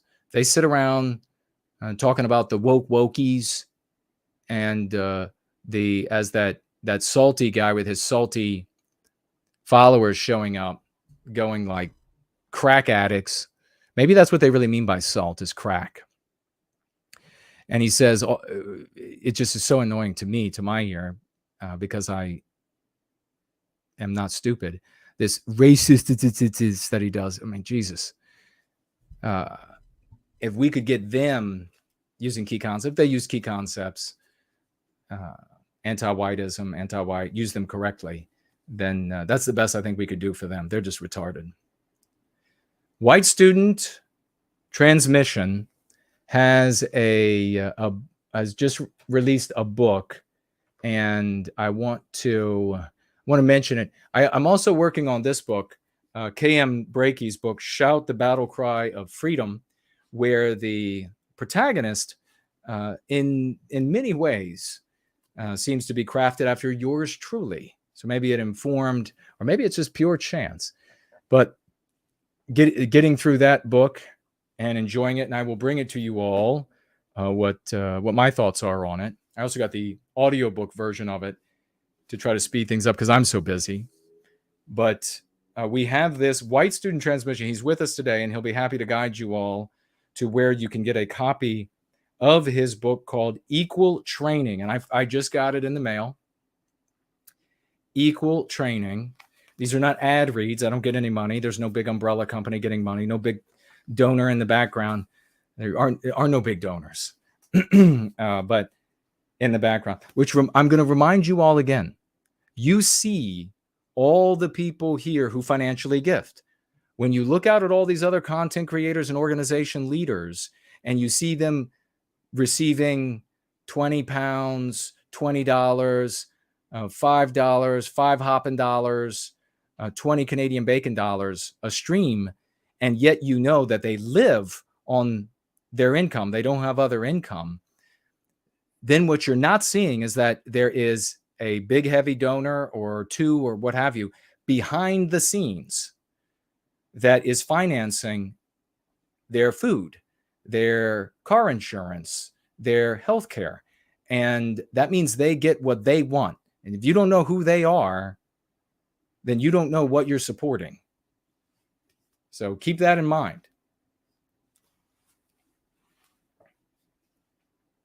Crazy that people show up here and they're like, look at the financial gifts he gets. He's just here for the money. Then they'll go watch somebody who has to be receiving thousands and thousands of dollars a month from somebody behind the scenes that you don't get to know who they are. You don't get to know what their ideology is. You don't even get to know what their race is behind the scenes. And that's fine. Like, they can't put two and two together. Wait, how does he pay for food? His super chats amount to, $390 a month or whatever. Equal Training. It says here, an analysis of anti-white material and language manipulation tactics used in American schools. Now, I think I have this pulled up here so I can read. Check this out, folks. This is White Student, is from our community. He's a great guy, advocate, making it happen for white well-being. Says here on Amazon, this student manual is a resource dedicated to the needs of white high school and college students, as well as adults outside of the school system who want to learn more about the tactics and material being used to radicalize students inside the classroom. An open study of the existing academic cachet that illustrates the most common agitation techniques, narrative manipulation, tactics, and different language structures that are used independently or in combination to activate different groups and engineer conflict. This manual illustrates how language is weaponized, how radicalized teachers train their students to use weaponized scripting on the general population, as well as the negative social effects this has for all involved. You can read the rest of it over there on Amazon. You type it in, Equal Training, under books, and the Great White Student Transmission will come up. I'm eager to get started, see what it's all about, and then share my views on it. And then maybe we'll have White Student Transmission come on and join us for a roll-in or a gathering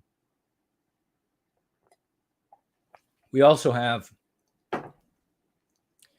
authored by Spencer Quinn, the No College Club. The No College Club. So I can get my glasses on. I just received this from White People's Press, whitepeoplepress.com, where you can buy this, and you can buy the wonderful calendar. It's not an ad read. I don't get any money out of this. I just want to support people who are doing good things in service to white well-being, where they're white positive. I don't like folks that are white negative. Too bad. White positive. This is beautiful. I showed you all January is magnificent. You can head on over there. You can put this in the kids' bedroom. You can put this in your garage. You can put this in the workspace. Hey, take this, put it in the cubicle, and let folks see a sampling of the beauty of Western kind. And if they ask about it, it gives you a perfect opportunity to begin talking about it. And you are supporting a content creator in service to white well-being. Let's read from the No College Club. Big thank you to Tony, White People Press, and everybody there for supplying me with the book. And Spencer Quinn here says on the back, while doing research for a school project on Black slavery, 4 white high school students make a shocking discovery about forgotten history of white servitude in colonial America. They learn it was just as cruel and widespread as Black slavery, and are now forced to make a choice: turn in a politically correct project on Black slavery, or defy their anti-white teacher for focusing on white slavery, thereby risking being attacked as racists and possibly being expelled. Their futures and their very identities as white Americans lay in the balance. This is a novel. I'm going to be reading it, and I'll share with you all, and then potentially we'll have Spencer Quinn on with us, either going free or a roll-in. Very excited about these, excited to see new literature, people participating, creating more content. That's what we need. White positive, using the concepts from the Go Free method. It's not enough to give it lip service and say, there are folks in our community who are saying the same thing. Hey, it's not enough to be just lip service. We got to actually do this. We got to actually use these tools. We got to actually advocate this. We got to actually be in the field, bringing new people in, because we have attrition that wears a community down naturally. We have to replace them. If you don't replace them, and if you don't broaden, and the more you broaden, the bigger your voice gets. But if you don't replace the people that natural attrition are going to take away, then you are going to disappear. If you dilute what you have to share that works, so that people who would rather play the villain and tags can find it acceptable, then you have just rendered what you have void, and it was useless. Your antags are not going to find Go Free acceptable. Fact. So if you get an opportunity to speak with one and they seem interested, then coach them. Otherwise, they're not interested. Say, okay, thanks. You can continue playing the villain in their narrative. I was thinking, this is great.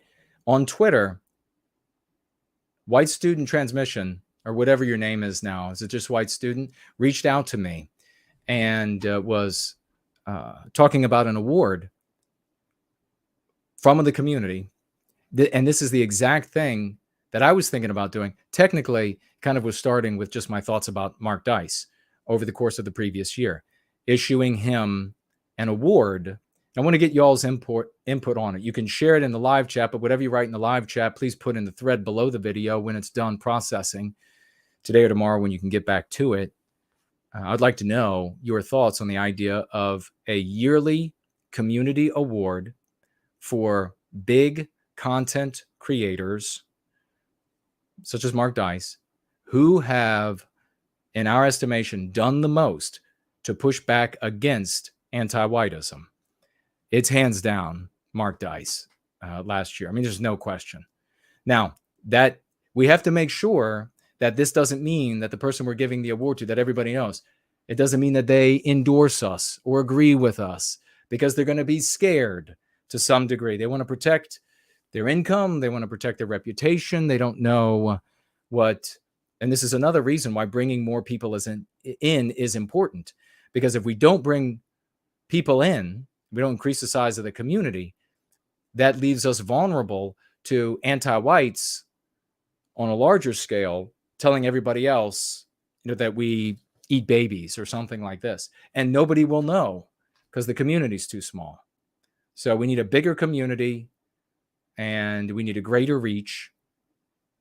I would like to do this, potentially like to do this with an award, a physical award.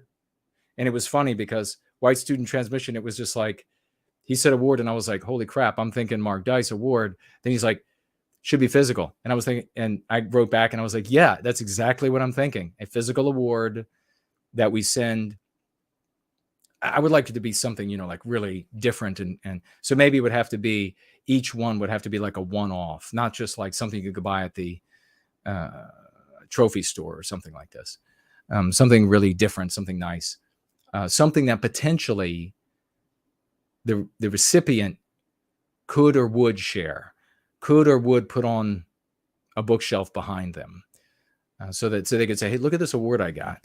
And it's got to be, I think, also for an award for pushing back against anti-whiteism, rather than say an award for standing up for white well-being. It's going to be a lot easier for somebody to mention their award for fighting anti-whiteism than it is to say they're serving white well-being. You could imagine how quickly a big content creator could be misrepresented and lose their channel. Not even it literally happening, just purely in imagination, because they're going to be able to imagine the same thing, and it's based on that forecast, whether it would happen or not, that they will make their decision on whether or not to share such an award with the public.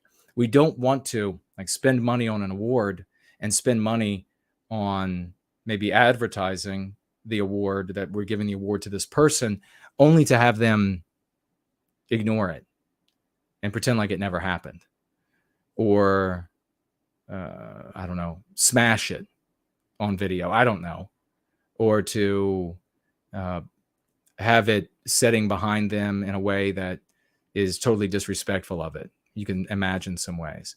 So let's talk about that.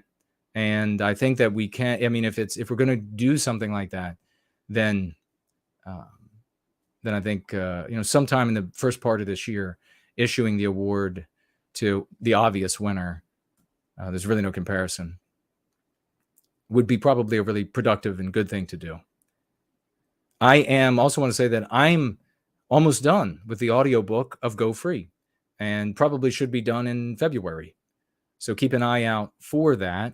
This is second edition, iteration 2, just zipping through it and not making it perfect. I just want to get it done so that people can hear it. Apparently, a lot of people can't read. I know a lot of people don't like to read, but this is the thing, once again, between enlistee and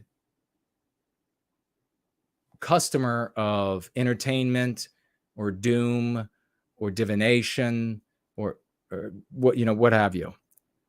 That's the difference. An enlistee, somebody who goes to the military, for example, and says, I want to be part of this.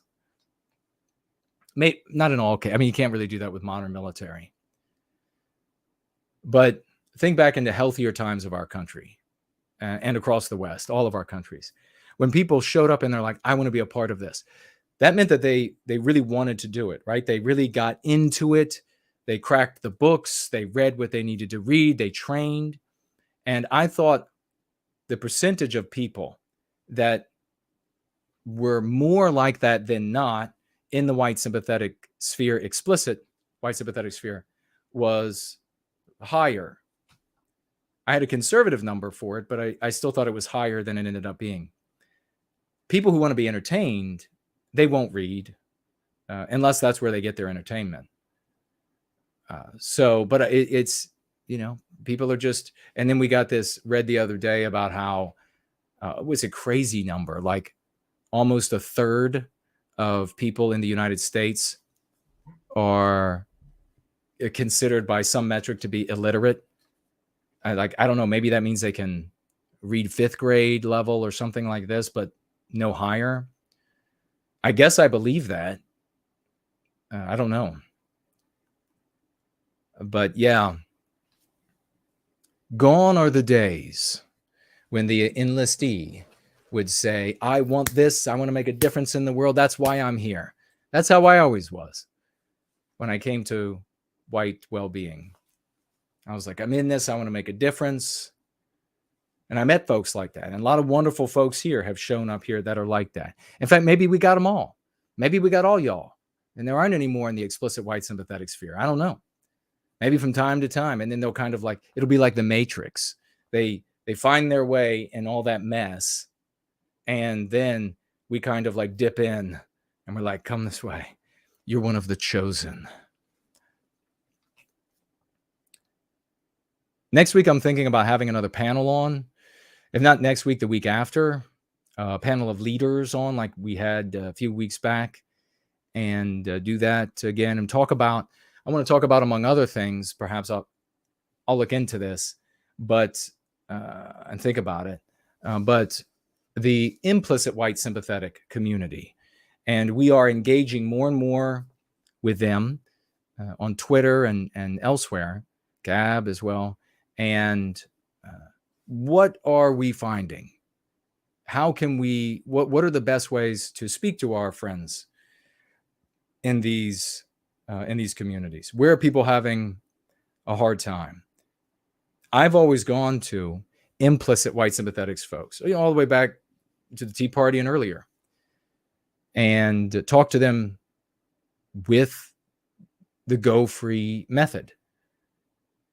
And the way I talk with all y'all here, and they've never had a problem. I never had people, there were times that there were people at events that were maybe what we would call today like anti-white lite, people who were fervent readers of these anti-white webzines and blogs, and they could be problematic, but the vast majority never were.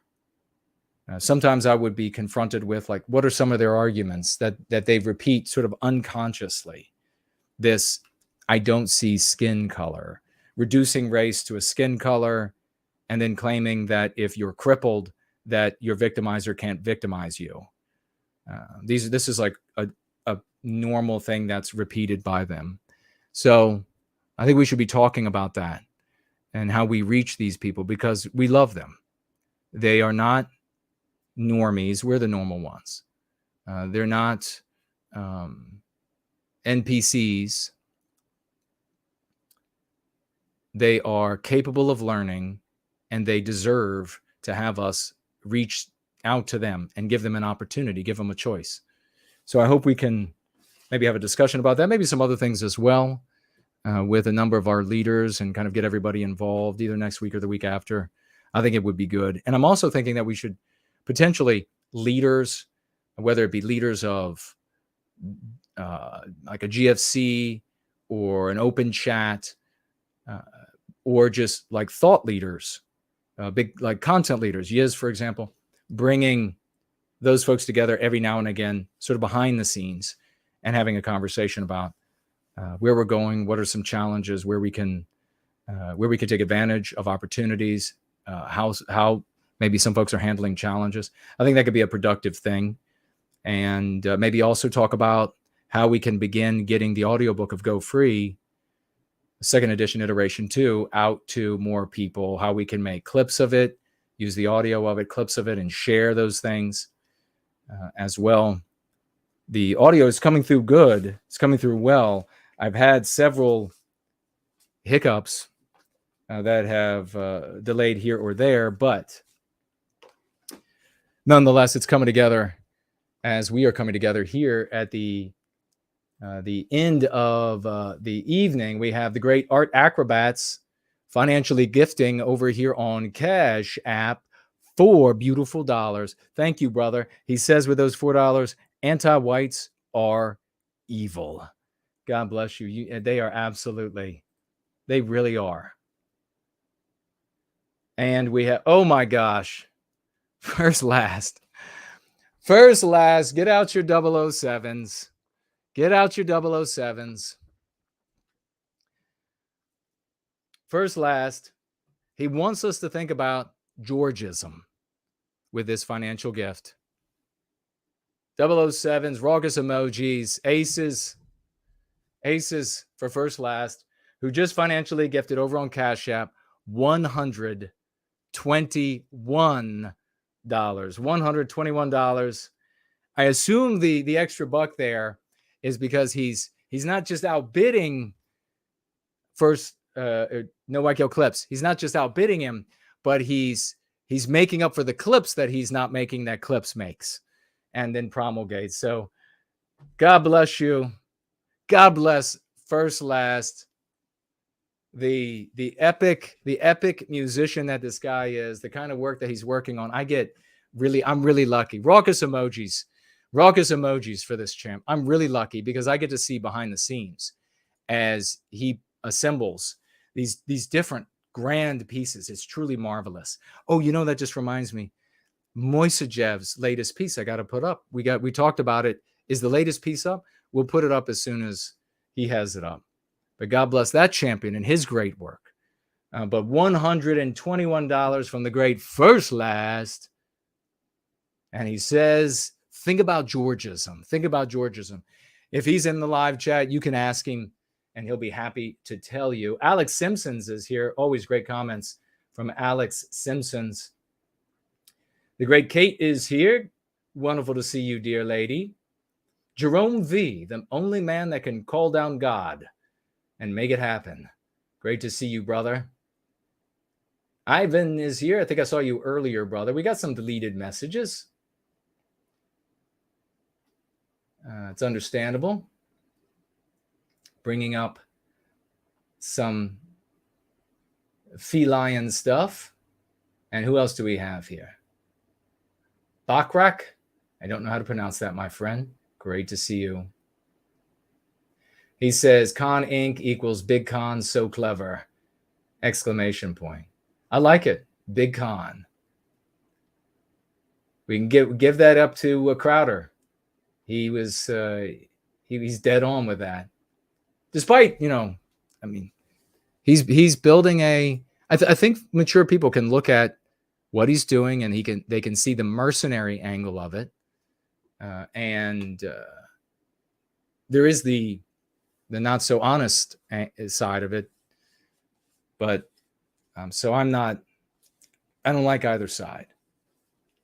They're all Big Con to me. BV27 is here. E. Michael Jones is the guy I was talking about earlier. Thank you so much, Elaine Sabatino, for coming in. This guy, Artificer, is here. Great to see you. Axis Mundi is here. Great to see you. Yeah, this guy who claims that white people were just a bunch of animals until Catholicism showed up. Give me a break. JK160 is here. Wonderful to see you. Just for Fun is here. Wonderful to see you as well. White Wolf. Great to see you. Kingdom of Inland. Champ is here. Pearl Lady. Wonderful. Montana Kid. Splendid. All right. Sliding through the host of champions. Zeb. The Daily Wire pulled an interview between Chris Langan and Michael Knowles. I made a video with proof. Where do you stand with Chris Langan?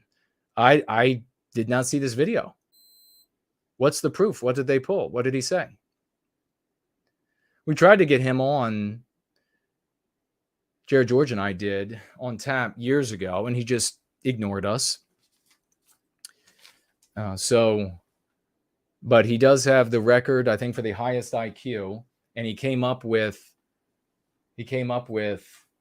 some sort of like a theory of everything.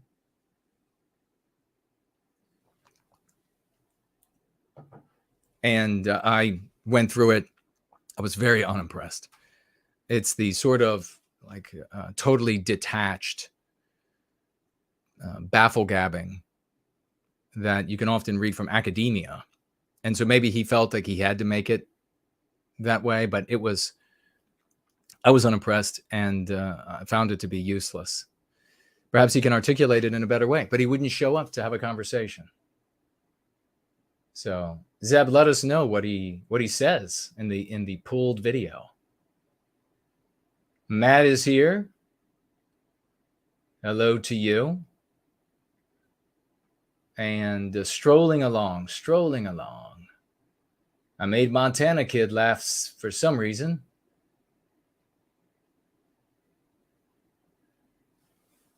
That's cool. Let's see. Euro Yankee saying Jason has it right. Smart woman, I tell you. The smart people come here. The people who are enlistees, who want to change the world. Mind Over Magic giving thumbs up. Thank you so much and great to see you.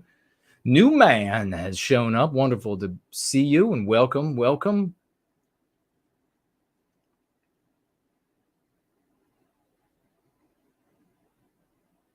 All right, where do we have? Olivak is here. Ash is here. Biospirit of the West, of course, is here. Lunder from Down Under. And a great participant in service to white well-being, this guy. We have a Gentile Gentleman is here. Welcome, brother. First Last is here with us. Pace is here. Brad C. is in the house. Wonderful to see. He's in the stadium. He's in the stadium for white well-being. Axum, hello. And great to see you. Welcome. Lunder showing the koalas. Traveler says, ironically, the word big con will be used against Crowder, probably. Yeah, I just did. He's both big con as in big conservatism, but also anywhere where you have scores of millions. But it's also big con is like it was a big con to get people to get inspired by this, I don't know how you want to, revelation about deviousness, underhandedness by big conservative organizations, and then because they've been betrayed, come to his new mug club. And he says several times, if enough of you come. So it was an interesting video. If you remember, we dissected it better than anybody else had ever dissected anything on planet Earth. And it was very interesting how he said, well, if enough of you come, and then I'm absolutely doing this no matter what. So he probably inspired quite a few. I know he's got a lot of loyal fans, and they'll head right, or they'll leave the Blaze. They'll head right over, join his mug club there. But this whole mug club thing, I still haven't found out. Was it something created by the Blaze? Was it his idea? But if you have an employer who has created something to support themselves by way of your show, and then you leave, you shouldn't get to take those people. That was created by the employer for them, by way of you. So that makes sense. If he were to leave there and say, hey, I'm leaving, and I would like you to continue to support the Blaze, but I'm going out on my own. I need your help. I want you to join the new mug club, the new Crowder mug club. Please come on over and join that mug club as well. Then that would be a completely different scenario. Instead, it seems like he left the Blaze. He didn't own mug club. Blaze did. So he concocted this. Well, the back and forth, I guess, was the concocted part. But the real part that he shared was how Con Inc. operates. It's all the money, and they are anti-white light, where they're not anti-white hard.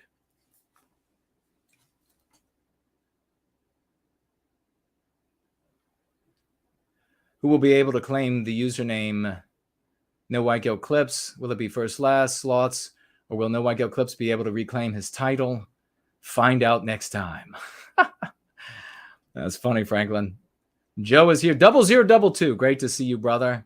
A big hello to everybody who is listening but not writing in the live chat, and or who I missed. Promethean Promulgation. Great to see you. Edamon 3. Great to see you. Brad C., thank you very much for the celebration there in the live chat. And now we all can celebrate in return. Brad C. celebrating for others. We can celebrate for Brad C. because that champ just financially gifted 007s for him. $25 over there on Cash App. 25. The great Brad C. Reliable gentleman. He's here. He's making it happen for white well-being. And he says, for epic swashbuckling by a row of swashbuckling flags. God bless you, sir. Thank you. That's the great Brad C. Made a name for himself a while back, and he just keeps the reputation going. What a champion service to our people. Let me take a quick look over at Twitter, since we are still streaming over there, and see if we have any more comments. Doesn't look like it. Looks like Sloths put that anti-white to bed, and he moved on. He moved on to go vex people who are easier to vex and ridicule. You can't ridicule us. It doesn't work. You can ridicule the white negative folks. A lot of ways to make fun of them. But these people, when they show up and they want to ridicule us, they want to use that concern, troll, anti-white tactics. They look so dumb. And our responses, at first they don't get it. And it's really a measure of how dumb, how smart they are. Because they'll find out that, well, wait, this isn't working. These people aren't insulted. I keep having to defend myself. I'm leaving. Into the mailbag, ladies and gentlemen. We're into the mailbag, and we got a couple pieces of mail here we're going to get to. And this first one looks like I don't see a name on here. So this is, I wish I could say. But we are going to give a big round of raucous emojis for this person, because this person financially gifted 30 white well-being dollars.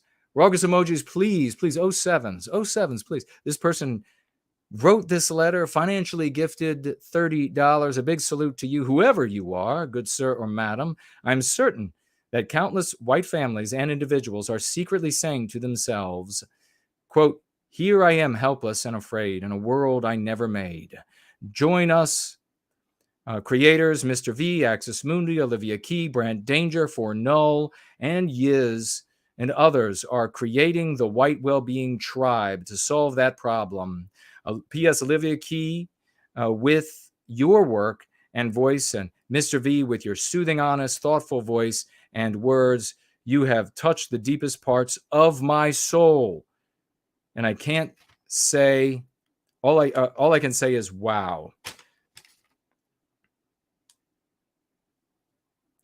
Jason, on YouTube, site Sanity for Sweden, I put your name and book, Born Guilty. Thank you for swashbuckling. Very swash of you, my friend. Very swash. Book, Born Guilty, and Go Free in the comments. Did the same on the Asian site a week before. You mentioned it on your program. It's probably the same one that you mentioned. And he, of course, sells $30. $30 for white well-being. God bless this champion, whoever you are. I don't see your name here. Maybe you meant it that way. It's wonderful. Thank you so much. We'll keep you anonymous, my friend. $30. And I love the snail mail. And then we have here the ever dependable, stepped up as he said he would. So a man of his word. The great Randy has come in. 07s for the champion. 07, maybe hand over the heart as well.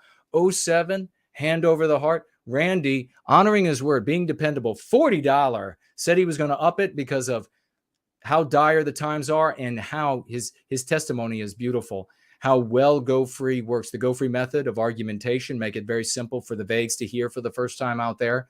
Go Free method of argumentation.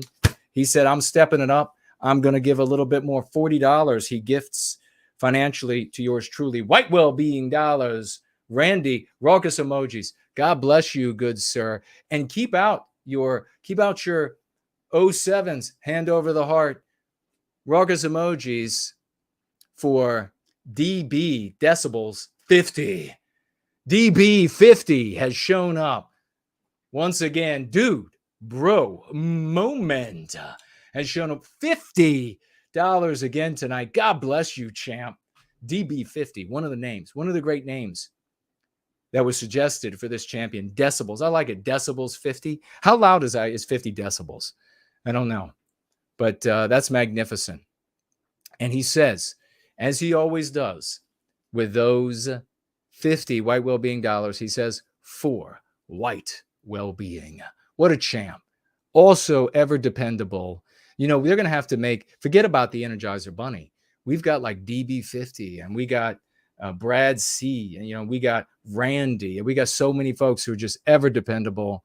I love Jesus Christ. Wonderful folks. God bless you all. Thank you so much. And let's see where we are. Looks like we're going to be taking calls here in just a moment. I'm going to start with Rory because he is later and in the night. Checking out D Live. I don't see any financial gifts over there. And doesn't look like anybody tagged me. Nope, I don't see it. Let's go over here. Looks like the same is still the case over on Odyssey. And I'm going to get to this who to thunk it comment 100%. I want to address that fully when it might not be tonight. We might not have the time for that one tonight, but I want to address it fully. Maybe get started on a roll in with that one. Thank you very much for that financial gift of 5 library tokens over there. And for that question, for the opportunity to answer it. I'm going to get a call out to Rory if he is ready. Let me get my audio ready so I don't blow my speakers out. And we'll see. I think Rory wanted to talk about this guy for PA who showed up at, what was the name? Is it Hull? Something like this in the UK. But maybe he wants to talk about something else because that guy ended up, I think, being on with Laura and Sam. So we'll give a call. We'll have a short talk with Rory. Then we'll get on to Mr. V. And I haven't seen Caleb in the live chat, so I don't believe he's available for his call. But here goes the call to Rory.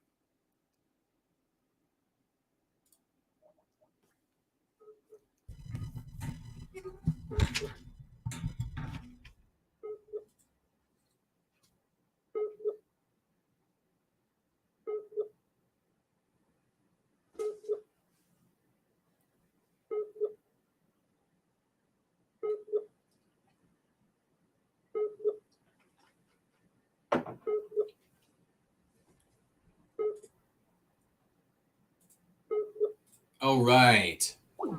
Rory, if you are still awake, good sir, give us a call back. I'll take a quick look at the live chat and see if anybody else is that Dracula is here or I don't know. Dracul? What are people talking about? What's Dracul?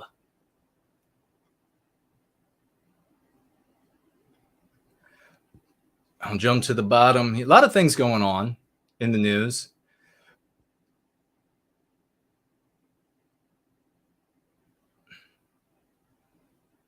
Faith says he believes that 50 decibels isn't really that much.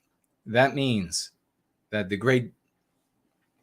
our great champion here, he's coming in with a very warm and kind voice, and he's like, for white well-being. That's cool. It's like he slides it across the bar. $50 bill, real crisp one, slides across the bar on the air, stops right in front of your non-alcoholic beverage, and it says across the top of that 50, for white well-being.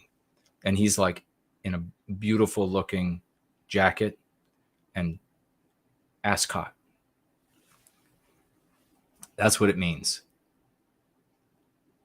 You don't have to be really loud when you're really cool, when you're really ace. Gentile Gentleman says, have you thought about verifying your website on the Brave browser? People can donate BAT tokens to you just for using it. Red Ice does it, and it adds up. I have not thought about that. Thank you for mentioning that. I've not even, so you verify it on the Brave browser, and then the Brave browser has their own cryptocurrency. And so I would be given their cryptocurrency for every time somebody shows up and looks at the website on Brave browser. Pace is here. Hello to you. Let's take a look at previous comments. We'll give Rory another moment, and then we will move on to the great Mr. V, as it is 9:02 Eastern Standard Time. Once great state of Virginia, Mordor is leering from just beyond the Potomac. There's a big red cat's pupil right over top of the White House. Very scary. We do have comments here to read. We have actually Time Traveler. He says, it's funny what you said about little dogs not wanting to be the alpha. Anytime that I visit my mother, her dog, Loki, a Yorkshire Terrier, will jump into my truck when I leave. He's so fast. He's like a blur as he slips in before I shut the door. He wants to come with me so much. I feel bad when I tell him that he has to go back inside. His head will droop as he looks at me pitifully before sulkily walking back to the house. Yeah, because in the house, he has to be in charge. And he hates it. He ends with this. Sometimes I just, or something I just said to Henrik from Red Ice. Quote, Henrik, just say that he's anti-white. When you try to call negative attention to him for being Jewish, you rob yourself of the moral high ground. You just reinforce the anti-white narrative. Go free, my friend. Close quote. Well, appreciate that. Time traveler, Victorian time traveler. But in the future, let me ask everybody this. The content creators, thought leaders, organizational leaders in the explicit white sympathetic sphere, maybe even in the, well, certainly in the explicit white sympathetic sphere, they all know who we are. They are, and you know how highly I think of Henrik and Lana, calling their sons the princes. Now they got this beautiful little girl, princess, and I contributed financially to the little girl's well-being. Think very highly of them as people. Having said that, they have decided, and it could be for any number of reasons, to use our victimizers' locutions, use their terminology. I'm guessing they probably don't see anything wrong with that. I would also guess that there is a concern for their audience. You can see what happens to people who stand up against those who just want to reduce everything. This terribly reductionist, suicidal technique of just be white negative, blame everything on all Jewish people. Which is not to say, and this is there, so many of these folks, not Henrik and Lana, but so many of these folks, the moment you say it's not all Jewish people, they immediately conclude that you're Jewish or that you're saying that no Jewish people can be anti-white. They're just so disingenuous. And you all witnessed firsthand months of the attacks on me speaking directly to every one of their arguments, overcoming every one of their arguments, having the superior argument, and being just horribly treated by these folks. So Henrik and Lana saw that too. And they have an audience that financially gives. There are big let me tell you this. There are big donors, not big like Crowder looking for, where he wants 100 some odd million for 4 years or whatever, but big people who have a few $1 million that are behind the scenes in the explicit white sympathetic sphere, and they want, with their dollars, LARPing. There's no other way to put it. They want LARPing. Who are these people? Like, what do we really know about them? Why do people in the white sympathetic sphere? I mean, it's just their voices. Don't think for a second, and maybe this should be an addendum on the conversation about Big Con, is that don't think that people who are saying this white negativity, fixating, namer people. Don't think that they are free. They're the ones who are actually speaking their mind, or they're the ones who are actually speaking the truth. They're not. They're not speaking the truth. They've got people behind the scenes. I know the names of some of them. Of course, I don't know all of these people, but I do know that they want LARPing. Why do they want LARPing? I've made my arguments. There's at least one of them who has kind of dropped out. He's very old. He's dropped out. He's become just grossly pessimistic. So it seems like, at least from externals, that he was legitimate for all of these years. Financing. Legitimate. That he really, legitimate in the sense of he thought LARPing as Hitlerists or something, that was really going to do something in the world. Otherwise, he seemed like a smart guy. And I had conversations. I was like, what are you doing? This is not going to work. Yeah, understand. And then continue financing the namer bullshit. So these people who are behind the scenes with the big money compared to us, they're paying for the LARPing. They're paying for the hyper-Jewish focus, which destroys us, which is immoral, and as I said before, that's no defense of any anti-whites, whether they're Jewish or white or whatever. So it's like a disease. It really is like a disease.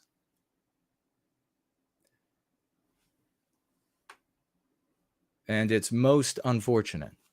So back to Henry, don't recommend to, please don't bother them. Henrik and Lana, I like them. I think highly of them as good people, and where their advocacy comports with mine. Obviously, if they're blaming all Jews, I don't agree with that. And it's just quite simply not. Anti-whiteism exists without, it doesn't matter, without them being anti-whites or without there being Jewish anti-whites. It's just nonsense. And the most important thing is that it is immorally centering. It's immoral, but it centers our destruction. You can't center on other people in our story and succeed. It's obvious. I've made the arguments 1,000 times. So when you go and you recommend to them or to whoever else, maybe Laura Towler and Sam, if you say to them, they're just going to see it as like browbeating. They've made their decision. They're like, no, thank you. Either they think that using the victimizers' locutions is fine, or that it works, and or there's a consideration for the people who are their audience and how they would be. Will they continue to pay, or will they, if you change the verbiage you use, will they get angry? Will they attack you like they attacked the no white guilt guy? All these considerations. So instead, feel free though to say it, and please do, in all the different live chats and threads that you go into, to the participants. You want to make a difference in the world. You want to have a style of argumentation that works against anti-whites. Check out this Go Free stuff. Here are some of the concepts. Try it out. If there is an audience for an audience that people can make profit off of, or who are using the key concepts and etc., and they're not going to pay for something else, people will show up to entertain them, to educate them, who will use our lexicon. 100% guaranteed. Now, the problem, of course, is you might say, well, anti-whites don't, they just show up and they just top down. We get to see how this character over at Babylon B, chief editor, is able to just say to people, we're going to endorse assimilation, and there's not going to be any conversation otherwise. And everybody there has to do it. Those in the white sympathetic sphere don't. And it's really the fact of it's a controlled sphere, either or both volitionally controlled by people in the sphere and undoubtedly people outside the sphere who it benefits the anti-whites. It benefits the anti-whites to say that everything is wrong in the world. You center this other group of people because it goes nowhere every single time. You cannot make a people out of being the shadow of another group of people. It just doesn't work that way. And unfortunately, there aren't many people with high enough IQ to understand that. But we are going to call Mr. V in just a moment. We have Deso says here, your ability, but otherwise, thank you, Victorian Time Traveler. Epic of you. Very swash. Keep it up, brother. Deso says, your ability to dissect and get to the actual truth is unparalleled. Another great video. Well, thank you so much for that. That means a lot to me. Thank you. That's a great testimonial. We have here Susan of Hull, Humberside writes, hi, Jason. Myself and my partner went to Newcastle here in England on Monday and wish we'd never been. We have never seen so many anti-white non-whites in one place. Never felt so unsafe. There were groups everywhere. I clung to my partner until we were on the bus back home. There was a lovely lady shouting, you are all going to hell. What is this world coming to? Soon I will be too frightened to go anywhere. It's not too bad where we live, but not for much longer. I have made up my mind to enjoy every day, as now I feel we haven't got much longer. Thank God we have people like you. Well, thank you so much. Thank God we have folks like you and your partner.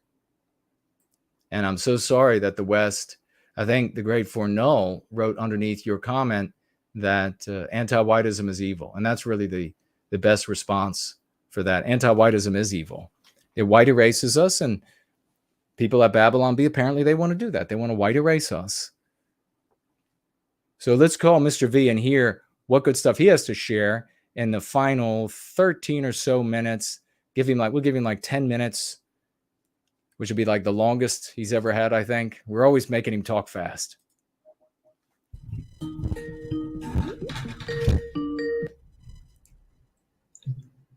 Hello, brother. How's it going? I'm great, good man. It's great to hear from you. What's on your mind? You don't have to necessarily be a speed talker today. So what is on your mind? Oh, all right. Well, we had quite a few events this week. Axis is back on. He's firing it up. Nice. Yeah, we took a break for just a few weeks for some events. Some other events kept going. Some other events came in, experimenting and everything like that. And this Wednesday, he took us through the Eddas and the Havamah reading. Oh, yeah, I heard of those. Yeah. Oh, yeah. And then that was fantastic. We had the little Westman join us. And it was funny because we started chanting Havamah, and then he tried chanting Havamah too. Oh, wow. So, yeah, that was adorable. That sounds adorable. Yeah. Very cool. Yeah, it was awesome. So it was great to compare the Havamah with other wisdom of our people, because once again, we just keep finding out we're one people with many countries, and also one spirituality and one beautiful philosophical tradition. So big thanks to Access for that. And then on Thursday, we did Extreme Job for the GFC comedy movie night. And that's a hilarious movie. Oh, Everybody really? wanted fried chicken. Oh, yeah. Yeah. That's a really good movie. Koreans are killing it, brother. They're absolutely killing it when it comes to entertainment. It's because we were talking about why. And part of it is they're ethnically homogeneous, and they're not dealing with, anti-Koreanism, so to speak, like Right. we're dealing with anti-whiteism. Right. Well, that's fascinating. I'll have to watch that.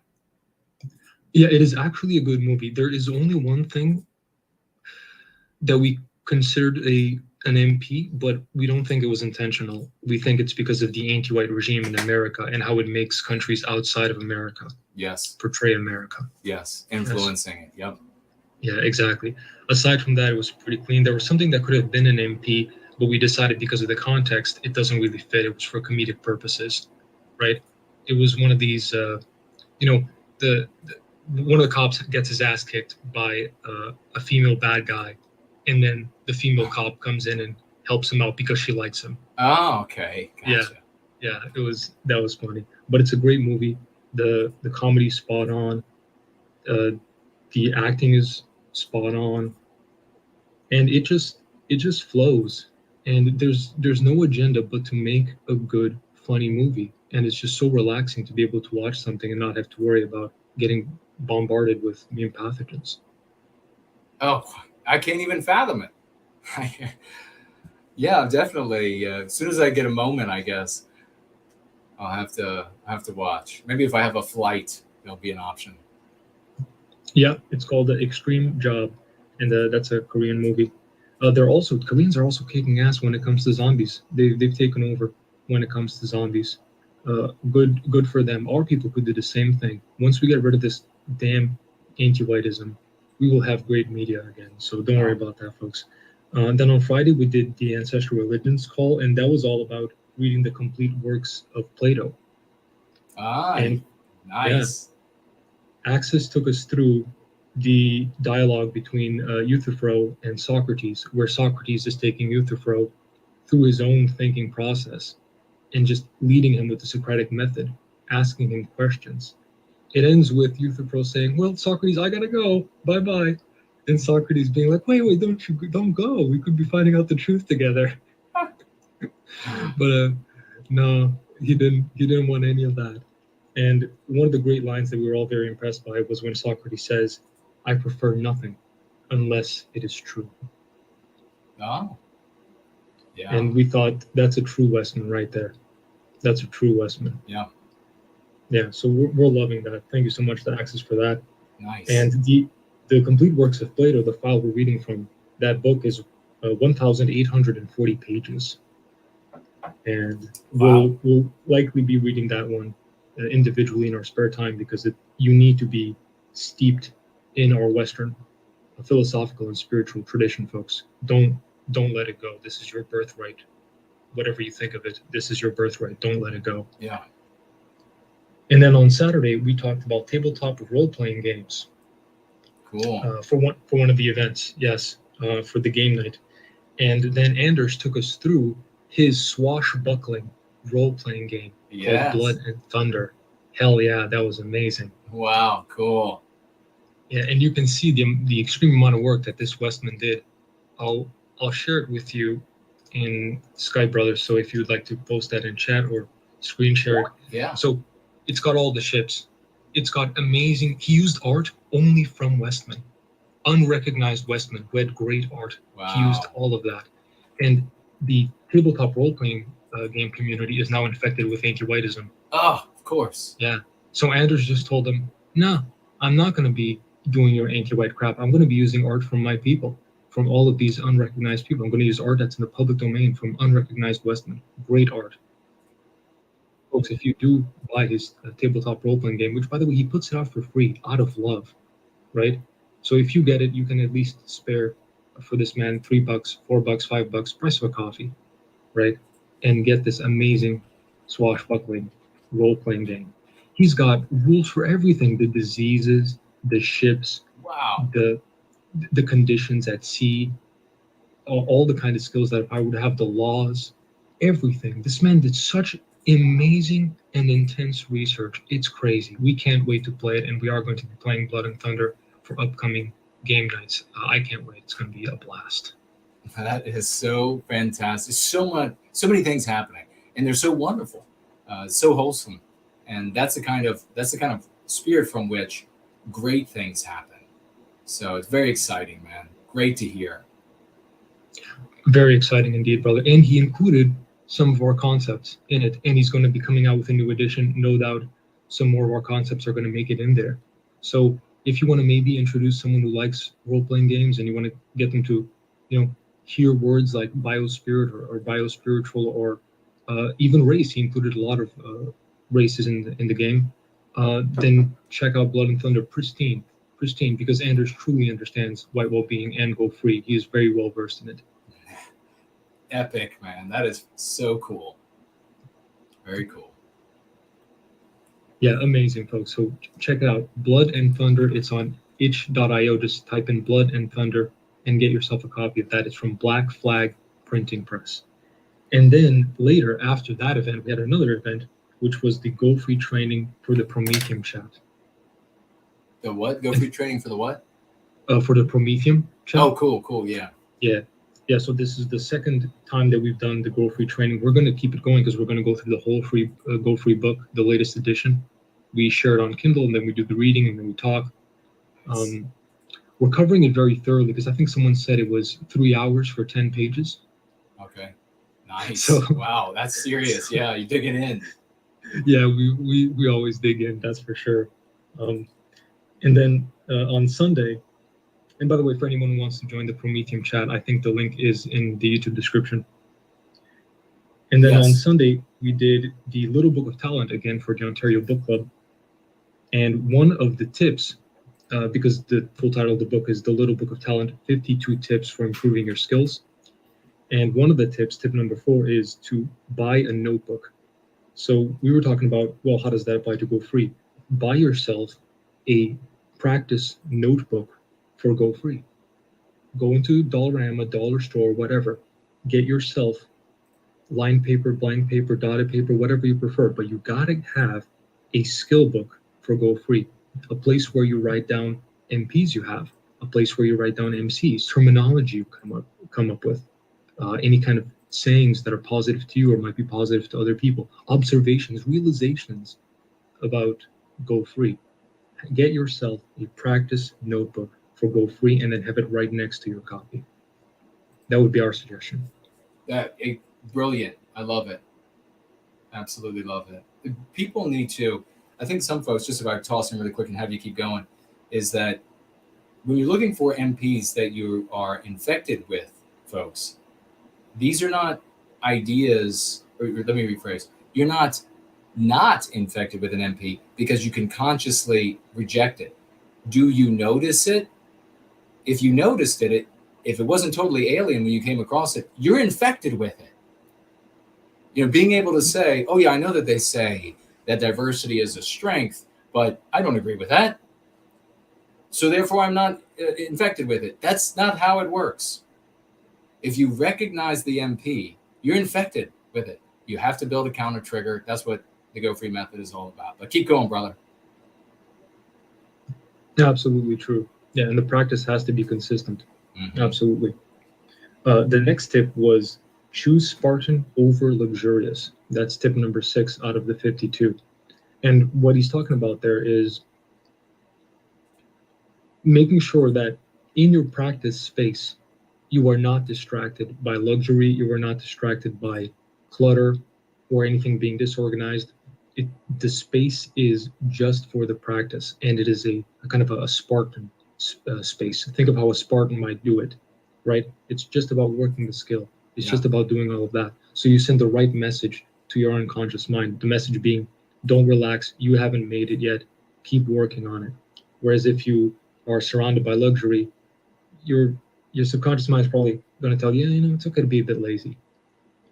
So precisely.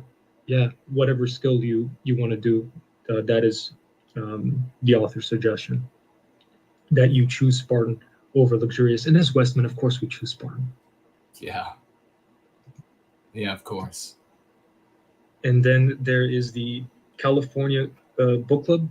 And Patrick will fill you in on that, brother. But they're continuing with Crucible. I'm very excited for them to finish Crucible. And then it's right back into Prometheus Rising.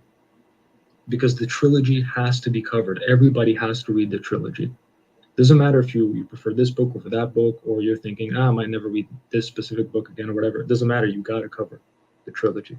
So that's what we've been up to, brother. I would encourage everyone to look in the description below. Join the GFC. All you have to do is go in the description below, copy and paste whatever GFC is closest to you into the email address, and then send them an email and ask, hey, I'm curious about your GFC. Can I ask you a couple of questions? And then they'll take it from there. Precisely. Well, brother, always epic to have you on. Final thought before we let you go? Sure. Gorthing is afraid. He's very afraid. But you can't stop the coming Promethean age. Amen. You can. Yeah. You Read the can't book. stop. Prometheus wins in the end. Does indeed, brother. God bless you, man. Promethean hails to you. Promethean hails, brother. Take care. All right. Bye-bye. Bye-bye. Epic. Aces to Mr. V and everybody who are participating in GFCs and in outreach teams. I want to give a big thank you to everybody in outreach teams that would rather remain anonymous. Currently, they're doing great work. All the anonymous folks out there, praise you. I salute you. Thank you for your hard work and service to white well-being. Big gratitude to everybody who coming on, Mr. V, Patrick, all these folks who are standing up, and we're learning about the good work that they're doing. God bless every single one of them, the hard work that they're doing, big strides they're taking. This is how things get started. This is how people get drawn into something that is tangible. Isn't it interesting that so many of the criticisms for us were I guess, had the objective, I should say, of preventing us from creating something different, something parallel, something outside the anti-white narrative. Now, some of that is going to obviously be a consequence of people in the story, anti-white narrative. They're comfortable there. They want to see more of what they're comfortable with. But a bunch of it also is anti-white endeavor to manipulate the resistance to them so that it's always weak, so that it's always dumb, so that it's always thuggish, so that it is always lame. And by that, I mean lame by the truest sense of the word. So we can't resist. We can't fight back. This is where they want to keep us forevermore. That's why the work that we do is so important. We are the place where the enlistees are coming, people who want to make a difference in the world, people who care about the world, people who value their own lives, who see themselves as players. They want to write themselves into that story as the heroes in our story, rather than just some sycophantic fanboy, fangirl on the sidelines, cheering on things that they don't influence or have any control over, and lamenting things they don't influence or have any control over. We are the ones who are the change agents. You can think about agent there in a very serious way. We are agents of a new age, a new dawn, a new people. I love you all. Let's go free.